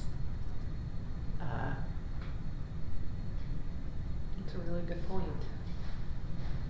that's a thing. Right, because, well, and we don't, you know, we don't get to deny FAPE, so. No. I mean, I get that. I think the fact that it's in, and you can talk to Becky about it, and if she wants to have a conversation with the board about it, then she, you know, that's definitely in her purview. I don't like that we're making, An exception. well, if we're contracting, then we Mhm. contract across the board, regardless of how you get into the district. But I don't know that we can even do that. I mean, legally, if you're zoned for our school, we are obligated, Right. per the Idaho Constitution, to provide a free and appropriate education to our kids. Right, and it's my understanding that, in a sense, these contractual obligations are actually in the student handbook. Mhm. And that these kids get the book, they're supposed to read it, their parents are supposed to read it, and everybody's supposed to sign it. Therein is your contract. So Mhm. whether a kid's transferring beginning, middle, or end of the year, they're supposed to be getting that student handbook, they're supposed to be understanding what the rules are that they need to play by, Mhm. and right there's the contract. So I think this is, Overkill? yeah, it But is, do you- and it's targeted only to a small well, Yep. I don't know how small it is, but to a group of people, and that's not appropriate.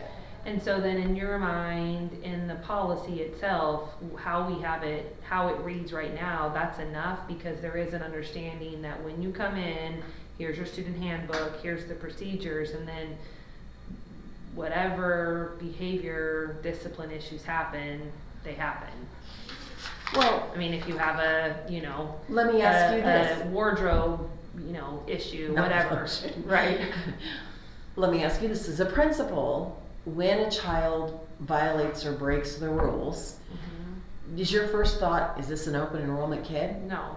Okay, it's a child that's in our school that has the rules that they know they're supposed to adhere to, and I mean, And I honestly, me personally, I never looked at that. It didn't matter. The moment we've accepted them, they're my kid. right, and I would think it's universal throughout the district up through high school, that if a kiddo's there and the kiddo breaks the rule, the first thing I don't think is gonna pop into either Trent or Ryan's mind is this an open enrollment kid? No. You know, it's my student's done me bad, and I gotta figure out what steps do I take according to policy. The only caveat to that is, I mean, from discipline side, I never look at that. The only time I start questioning that is if it's an attendance issue. And then I'm starting to problem solve, like, okay, is it the fact that they are out of district and they literally cannot get here? Like, we've accepted it, it's grandfathered in, but then the conversation is, I'm not trying to kick them out, I'm just having the conversation with the parents of, I get they've always been here, but it's really not in the best interest of this child to continue to come, because you're not coming to school. I can't offer transportation, and so should we look at a transition? And that's more of a conversation, but that's, for me, that's the only time that it started coming up, is when we're having significant attendance issues, because then I just want them in school, whichever school you're gonna be at. And sometimes, I mean, what we get is what we get, and that's gonna be the best, and it's still the best place to be is at my school, because at least they're comfortable and they're gonna come. If I send them to another school, they're not even gonna go to school. But sometimes from a parent standpoint, having that conversation and just saying, you know, like, is this easier? Would it, you know, and helping them make that decision, sometimes that's a better route to go, because, and I don't, again, it's not necessary, it's their choice, I'm not revoking it, I'm just saying, like, I'm so concerned about the attendance. Right, and attendance I absolutely respect, because there's an attendance requirement to advance within the education system. Right. So, I mean, as a principal, regardless of the level, I would think every principal would be having that conversation specific to, look, your kiddo's not on target, and we're gonna have an issue. Right. But And we do start you working ever with go, families. ha ha ha, you signed this contract, you're not upholding it, and you're gone.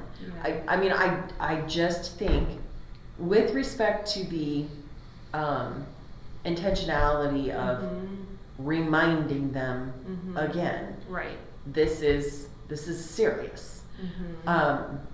If we're never referring back to it and we never utilize it, and it's I don't think that's, and I don't know that we should be having it, because nowhere does it say you have to enter into a contract if you're going to open enroll. We don't say that in our policy. Right. And so I do feel like this would probably be a better conversation with Becky, because maybe people have done. I personally never did. And to my knowledge, none of the elementary did. I have no idea if that's a part of other people's conversations, but because for me, once I accepted them, I accepted them. I mean, I even had a situation a couple years ago where, and I just felt really bad for this family, and my motto kind of is if I wouldn't want somebody to do that to my kids, I'm definitely not doing it to somebody else's kids. So we had a situation where there was a family that was slated for twin was full, they couldn't accept them, Betty Kiefer could, so they went to Betty Kiefer, so they were zoned that whole year. Midway through, they moved back to twin. The family asked me if they could stay at Betty Kiefer for the rest of the year, and I said absolutely. The next year they went to twin. They were supposed to be actually moved to Betty Kiefer, and so now they were zoned for Betty Kiefer, but they always wanted to get back to twin because they had spent a year at twin and then a year at Betty Kiefer. And I told the family, I will accept you, like if now you're slated back at twin, if you choose to go to twin, that's great, but I said the moment I accepted you that first year, I'm not, and it wasn't an open enrollment, it was a zone, and I said I'm always going to accept you. She has friends here, she has, connections here, she loves her teacher. I wouldn't want my kid to be flip-flopping back and forth if I could avoid that. And I said, so if I'm accepting you, I'm accepting you, unless it's taken out of my hands, but if I have control over it, then because I just think that's the right thing for kids. I mean, the moment they're established, and the other piece is you're not trying to pawn off, if there's an issue, then you're problem solving it with the family and you're figuring it out. Because whether it's at Betty Kiefer or at Garwood, the problem is the problem. So somebody's going to have to support the family and address it. So why not be the person that you already have a relationship with? Right. So I do feel like it's important that we're doing our due diligence too, because there could be a slew of reasons why it's a problem. So then how are we supporting the family? Because ultimately we want that little girl or little boy, whatever, in school. Right. So again, the only time is when it's in attendance, and then it's really working with the family, like what's the stumbling block? Right. Is it a transportation issue? Is it a daycare issue? Like what can we do? Right. Because the most important thing is they're in school. Right. But I agree with you. I mean, but I just don't feel like I could speak to, I mean, I've never heard that we've done it, but it just may be my ignorance. I may not know. Right. But I think if we're actually having people contract, then it needs to be in the policy that, by the way, if you do this, you also need to enter into this contract. Right. And I respect that we're just trying to make sure that they know that they know that they know. Exactly. I get that. But the words we're using and the fact that it's not in our policy, and that concerns me, because, and I don't know that we have one principal that would be like, exactly. This, I don't know. I'm not saying that at all. My concern is we're doing this. Why? The other piece, I think, from your perspective is the system standpoint. If there's other things that we're saying, here's what you follow in a student handbook, then it should be all encompassing. Exactly. We shouldn't have there's this and there's this, there's this, because from a parent standpoint, I have to look in 5 directions for the same 5 different places for the same thing. And I know that frustrates parents. Oh, 100%. It frustrates us. I can only imagine. Just like when we change a form and the old forms keep going out, it's like, well, where are they? Because if I'm told they're right here, that's the only place they should be. And oops, nope, they're not.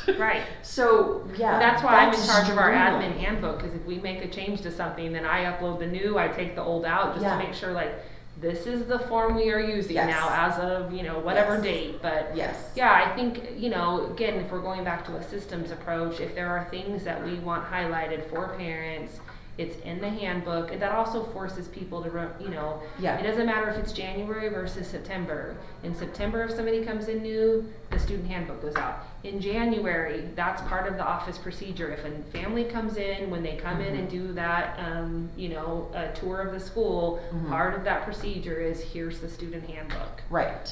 And if it's a matter of just bolding in the policy. Right. Here's Check the your reality. student handbook. Yes. Yeah. You know, because that's, yeah. There's just clarity. It is. Yeah. So yeah, we should have a conversation, the board should have a conversation with Becky regarding this open enrollment contract, because what we're saying is this form has been approved by the State Board of Education, however, the contract has not. So that in and of itself is a whole nother dealio. Yeah, and if we want to have that placed in the student handbook, then again, having it in one location is nice. Yeah, and I respect that we're just wanting to make sure parents know that they know that they know, but we can't be segregating. Right. Once they're in, and they follow the rules like everybody else. So. Right, because honestly, I mean, the question I would have for Becky is, so we have a discipline issue. It's gonna come in front of the board. Right. You know, that would be the same if it's, would we choose to say we're gonna send you back to your home school if there was a discipline issue and not bring it to the board? Well, you know what I mean? Because right. that's where the difference would happen. If everything's gonna come to the board, then there's no point of having it. If you're gonna delineate that out, then that would be a question. The problem is the problem though, and then we haven't addressed it for this kid. You know what I mean? We just Well, and then to me, it's like, okay, so now we revoked his transfer. So what does that mean for the kiddo? Right. That's what I'm saying. Yeah. But we don't delineate that anywhere. Right. Just that we have the right to revoke it. And maybe we never do. So then Yeah, what's the I'd like to point? know if we ever have. Right. I have no idea. Yeah, me neither. So. Right. Because if it's all gonna funnel to you anyways, then it really doesn't matter. It's a hoop. Right. So, yeah. But I'm glad that you pointed it out that we have this contract, because I didn't know we even existed. Right.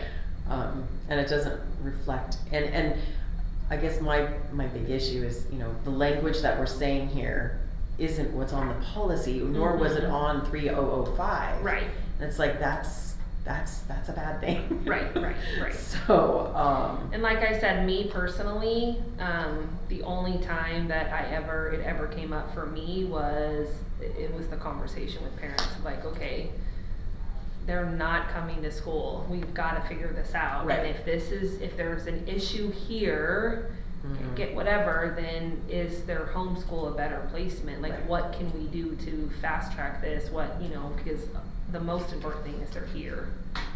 So that is the weirdest thing, to be looking at you and having the train go by. I'm like, what is going on out there? It's the train. Oh, it's funny. Okay, so I'll follow up with Becky about the open enrollment contract and how often if we've ever revoked that. Perfect. But yeah, as far as the layout of the form, I think the form looks great.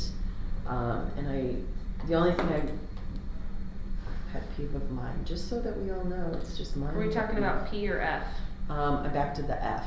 Okay. It drives me nuts when lines aren't balanced. But it's gonna be. No, I know that. I'm just letting everybody know my pet peeve. Yeah. And that bothers me too, actually. so I get you, but she's like, we're gonna have a fillable. Yeah, I told her to so leave it. don't I'm sweat. like, we'll make it fillable. Just so you know, if we ever have a form that needs lines, the easiest way to do it is to insert cells, Oh, okay. because then they're standard forms.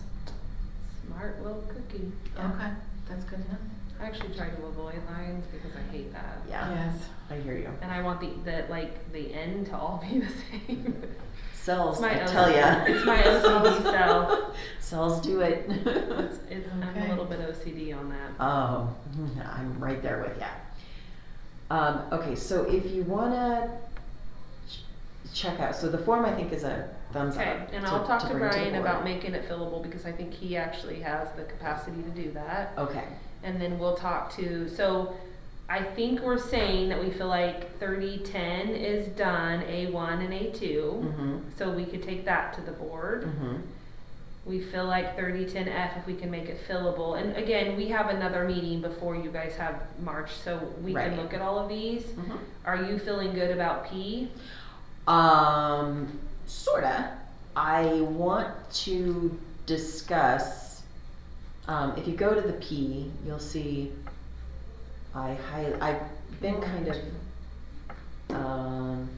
go to P1 because I've been cross-referencing P1 and P2 at the same time. Okay. So, but I got kind of hung up on the application for district students. Because I didn't like the language at all. I did go ahead and correct the numbering.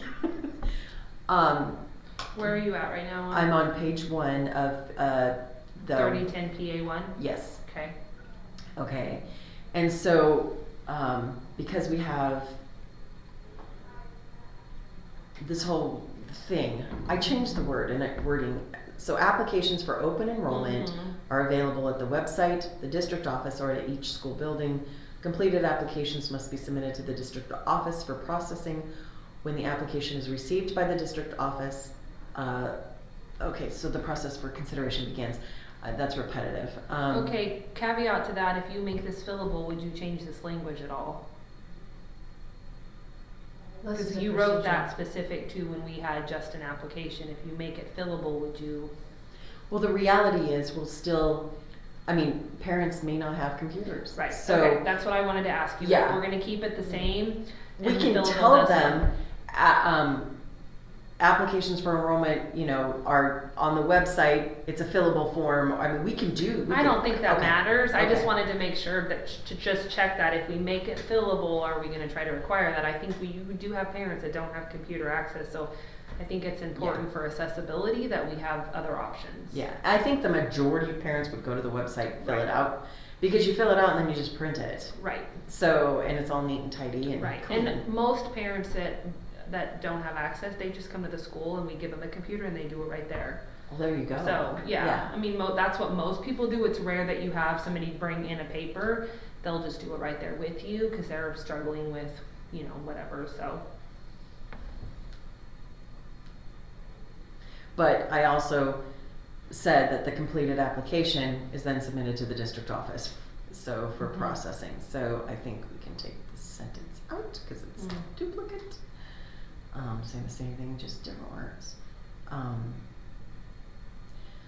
And then for students who reside, it goes again into this whole, Now, does notice need to be given to the school? I mean, To which school? I don't know, Both? because it does say that on the application process or the application for district students, it states that, you know, they complete the open enrollment, they give it to the principal of their school, the home school principal makes the recommendation, gives it to the other principal. Right, that all happens. It does? I didn't catch that from. Yeah, when, so if I had an open enrollment request, let's just say it went through Rebecca, it came to the DLT, we're approving it, we're calling the principals to be a part of that conversation. Okay. Then it gets inter-district mail, or they'll just go to each other and both principals sign it. The question that I have and I don't know that we actually have to have this delineated out, but it's always nice to say, we always say the receiving school, so the requested school, you're calling the parent saying it was approved. Okay, so. If you're not approving it and it gets denied, it typically is Rebecca calling saying it's been denied. Okay. Oops, can't spell.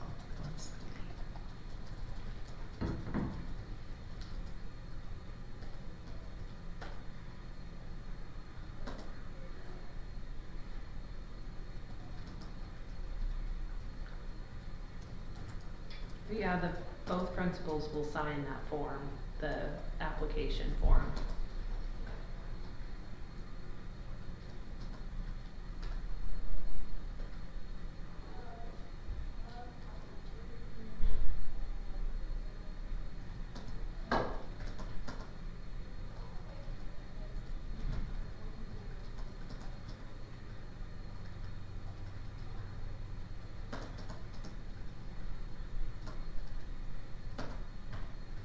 you wanna say unrequested school? Because that's how we named it in the application.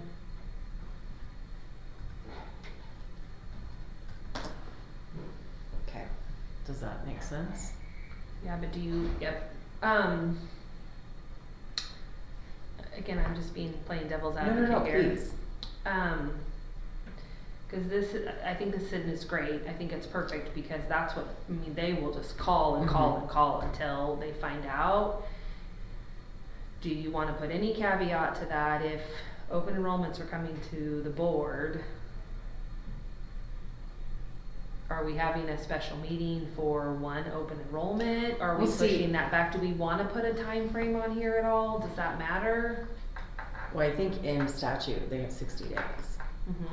So.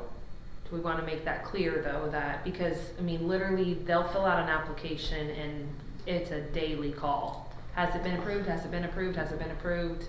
Because for some people, their child's not in school. Right.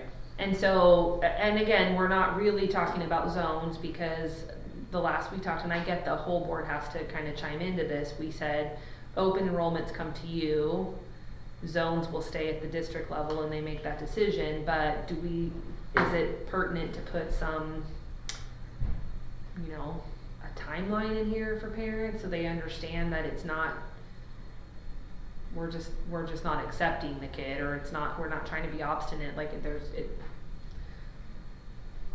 I'm thinking we had a board meeting on Wednesday night and the application gets turned in the next day, it's Thursday. And again, I'm not saying that we're going to right.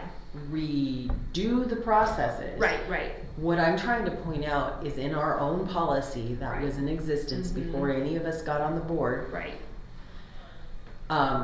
The board was supposed to be involved in this transfer process, an open enrollment process, and the board has never been involved in it. So we need to either A, change the language of the policy, or B, figure out what the new processes need to be. Right. So I think until the board has that conversation,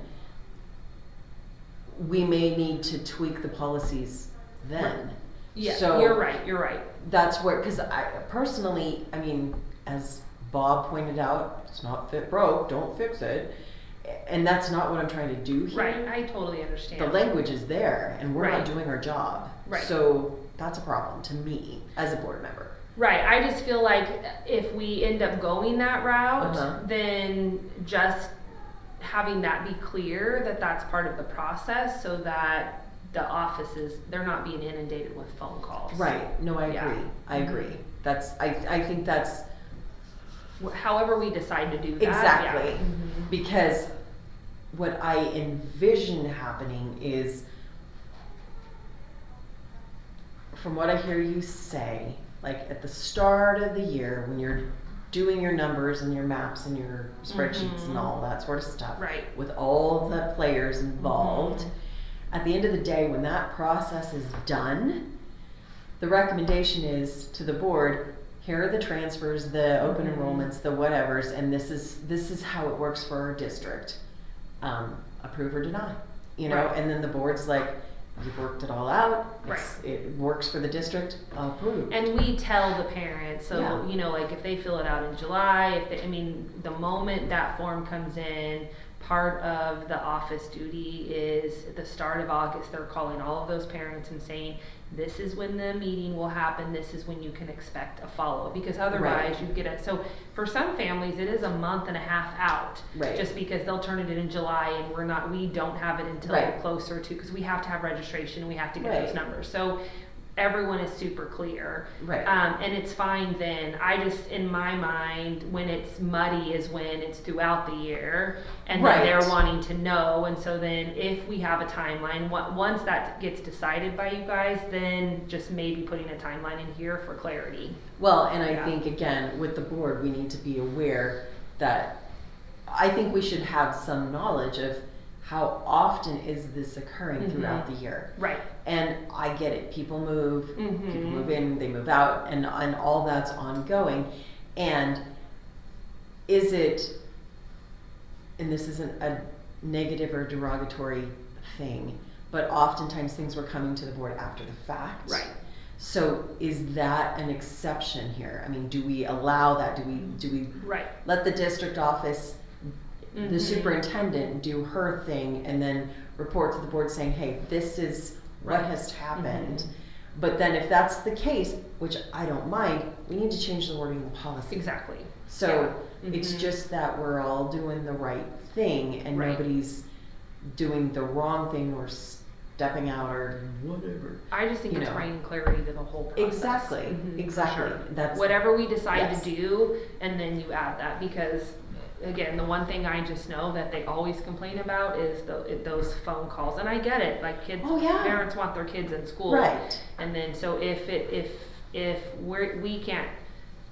the delay is on us and we're not, like, just how do we clean up that process so we can minimize that, and then whatever it looks like, whatever we decide to do. Right, and if we do need to put a dated language in here that says you will be called in 30 or 60 days, which the statute clearly states 60 days, but that's on the February 1 dealio. But maybe we just put that in there as standard language, 60 days, and then when we're like, the next day, hey, you're approved, we look like the good guy. Right. Even though the policy gave us up to 60 days. Right, exactly. And it would be interesting, trends wise, like, I mean, obviously August is a big time, I know that. I do feel like from just a stat standpoint, January always seems to be a big time where we get new students. People have moved over Christmas break. Semester, and it's a start of a new semester. But intermittently, I honestly don't know that, and I wonder if we have kept track of that. I don't know. I mean, I would say over the course of the last couple of months, every DLT we have one or two, right? But not many, right? But is that unique to this year, or is that historically how I don't know that. That would be interesting to know, like how often are they coming through, or do we have really truly brackets of time where we get a lot, and it's just that's when you get inundated, and then does our procedure look a little bit different in those times versus, you know what I mean? And see, without having that information, It's hard. From a board standpoint, I mean, I honestly think we should just be receiving the data and being shown, here's the trends, here's what's going on, here's where we sit, because every month, or whenever we get the financial reports, there's always that, here we are in the numbers, and the numbers are fluctuating. So I don't know if that's been the whole communication with the board that, here's our transfers, and, but it's not, because it's specific in policy what we're supposed to see, what we're supposed to review, what we're supposed to do. So without creating another new responsibility onto the board, maybe in the policy it just needs to say the board's updated XYZ, and remove their hands out of the whole process, with the exception of whenever there's a problem, it's coming to the board anyway. And so we would just need to have all that information. Right. Well, it also allows you to kind of be a part of that brainstorming process in the sense of, okay, so it's January. We have, 12 people that want to go to one school in one grade. Yeah. What does staffing look like for that scenario? Are we going to deny all of these? And what if they happen to be zones? Right. Because they're still our kids. Right. So then you're not going to move a teacher from another building. Right. That's not, so then just being a part of that brainstorming, like what are our options for, because all of this plays from a building level, it's staffing. Right. It always comes down to staffing. Right. It does. And I respect that. And how we're supporting that. Yeah. Right. And do the buildings have enough classrooms for the staff that it needs? Well, then there's the given the facility. size. Yeah. It's just trickle down thing that at the end you're in this big mess of a pool that you're like, how did we get here? But yeah, no, I hear you. So it's 11:30. Do you have to leave? No, my training's done. I need to check. Oh, woman. Hang on a second.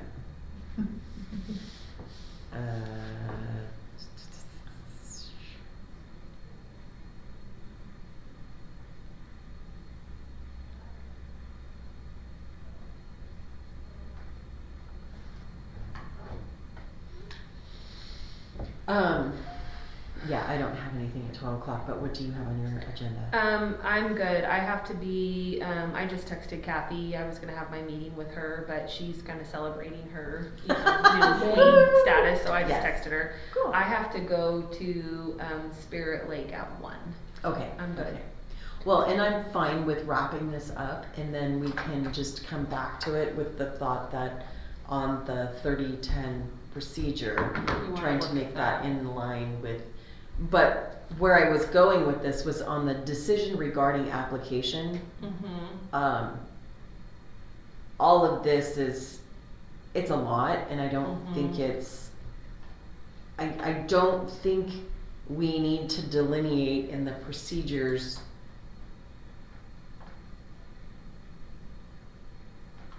Well, there needs to be some insight into the fact that, we'll get the process of the procedure of Right. how we approve it, Mhm. but I'm not really sure how to word that in a short, concise manner so that, because, yeah, we do need to look at however many hands it goes through. Right. Yes, the student, we need to be knowledgeable of the student, the academic history, Mhm. disability evaluation data if needed, and the placement options. And from what you've said, you guys do that. It just comes in various different processes dependent on the time of the year, dependent on numbers, Right. dependent on all this It's really stuff. dependent on the quantity. I mean, Right. those times when it's a big, so we all just come together, Right. it's so much easier to do it that way. Right. This all happens throughout the year. It's not as, we're not having a meeting about it per se. I also feel like some of this will be dependent on what the board decides. Okay. Don't you think? Yeah. Well- Because you're gonna have language, if you're keeping it at, specific to the timeline, specific to some of those procedures, it will depend on if the approval's coming to the board or it's an after the fact report, like, some of that will play a part. Right. That I agree.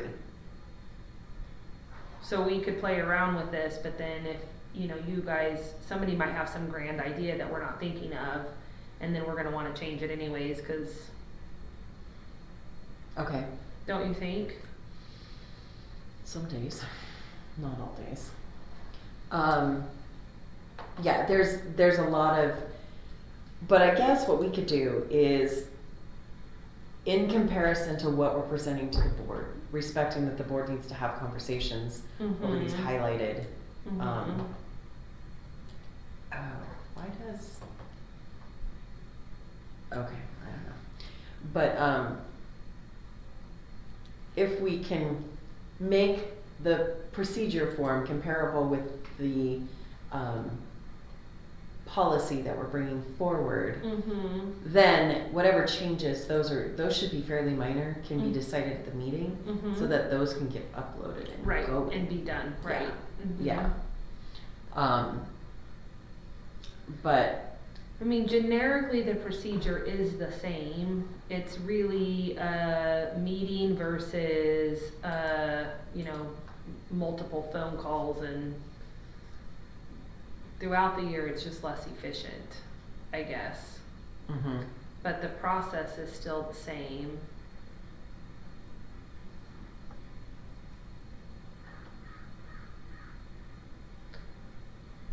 But we See- could delineate the August process and then,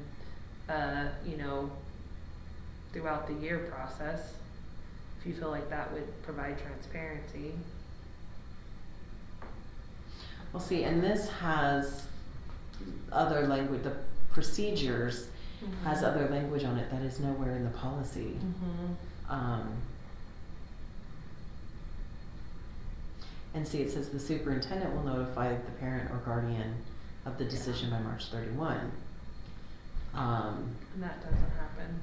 Right, so that would need to, And what we've always said is the person that's calling the family, it's wherever the placement, whether it's gonna be the requested school or it is the zoned school, whoever is receiving the child, and they're actually going to be starting in that school, that's the person that's gonna call and welcome them.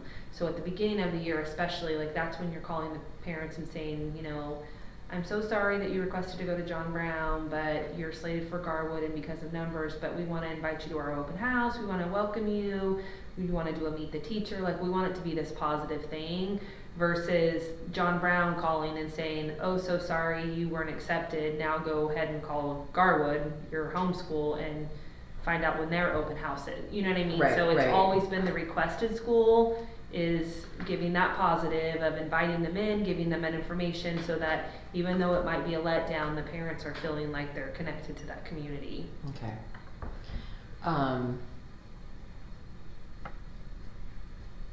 Well, I mean, I'm totally good with, I'll move that back up. Let me just.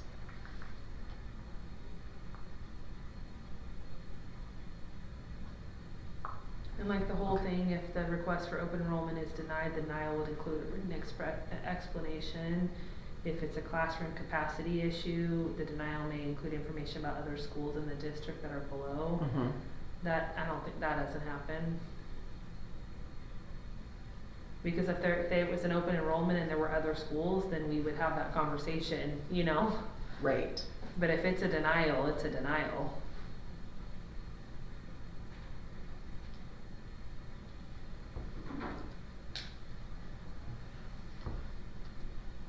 I was looking at that and saying, what the heck happened there?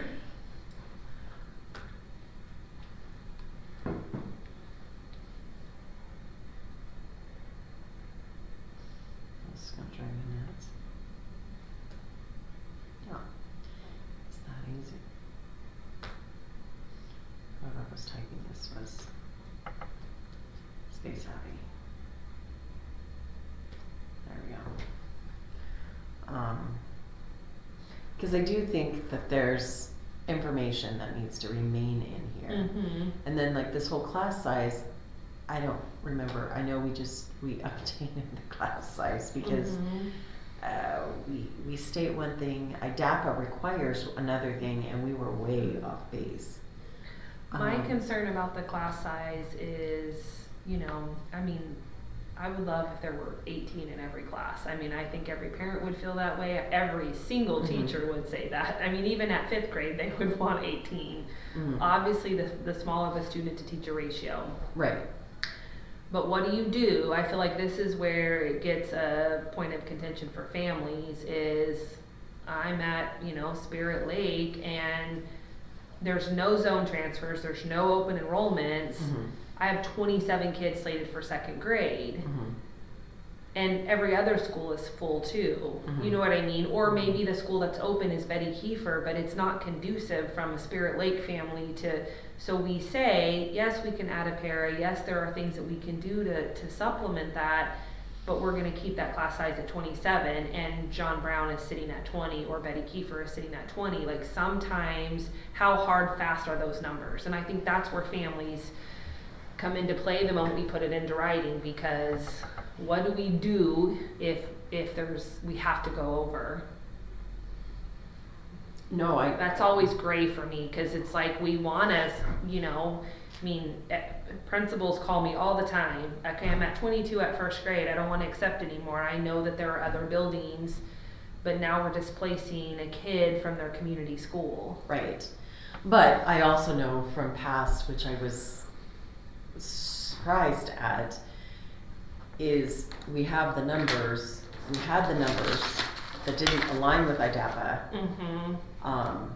So we had these numbers, and then within the negotiated agreement, you know, There's numbers. it's, yeah, and not in a negative derogatory way, but to some respect, pie is the sky. You know, it's like, well, we just keep growing the classroom. And I'm like, wait, we can't keep doing that. We have to stop. Right. And fully understanding we need another 1 or 2 elementary schools. Right. Fully aware of that. Right. So then what do you do there? You know, it's like, Right. these problems keep growing. We need to be more solution based. Right. And then you have the whole funding component. Yeah. So that's the part where, and I don't know the answer, I think that's where it gets really muddy. Extremely. But when you put this in a policy, Right. and then the parents calling going, well, I'm over, and it doesn't matter that we added a para, they're still sitting at 27, and, you know, across the board, knowing that, you know, we're in this situation, we do need 2 schools, we could probably use 3, and it's continuing to come. I mean, if you listen to the mayor, you know what I mean, like, that's not changing. Right. But this is our reality, and right now, that's not an option, so then what do we do in the interim? And I don't have the answers for that, but that's where I feel like it gets really muddy for families, because nobody wants a class size at 1st or 2nd grade of 27, and it's not in the best interest of kids. No. But then we do have families that get really upset because I'm a Spirit Lake family, and even though we offer transportation, well, now my kid's on the bus for an hour. Right. And that's not conducive either. Right, but what's the lesser balance? of 2 evils? Right. I'm Well, gonna how have do you make it 28 in a balance? class, and right, and I mean, and I know you know that. That's where it gets really hard. Yeah. And I don't know what the clean answer is for that. Yeah. There isn't one. Right. That's the reality. And so we're just stuck with these circumstances year after year after year. Right. So yeah, if we had all these, you know, bus drivers, and we could, that might make life a little bit easier, but. Right. Yeah, so like even this part, I just feel like, how is class size, even though it is a part of the factor, do we ever put numbers attached to that? We have to. I doubt it. For the procedural piece. Oh, for the procedural piece. I mean, I get from the policy side of it, but from the procedure piece, because then people want to have a set, like it's a hard, fast number. You know, what do I do if I'm over 23? And what do you do if every 2nd grade class in the district is over 23? Well, yeah, but yeah, I hear you. We could probably end the meeting and stop recording, and then we can just pick this back up next Friday.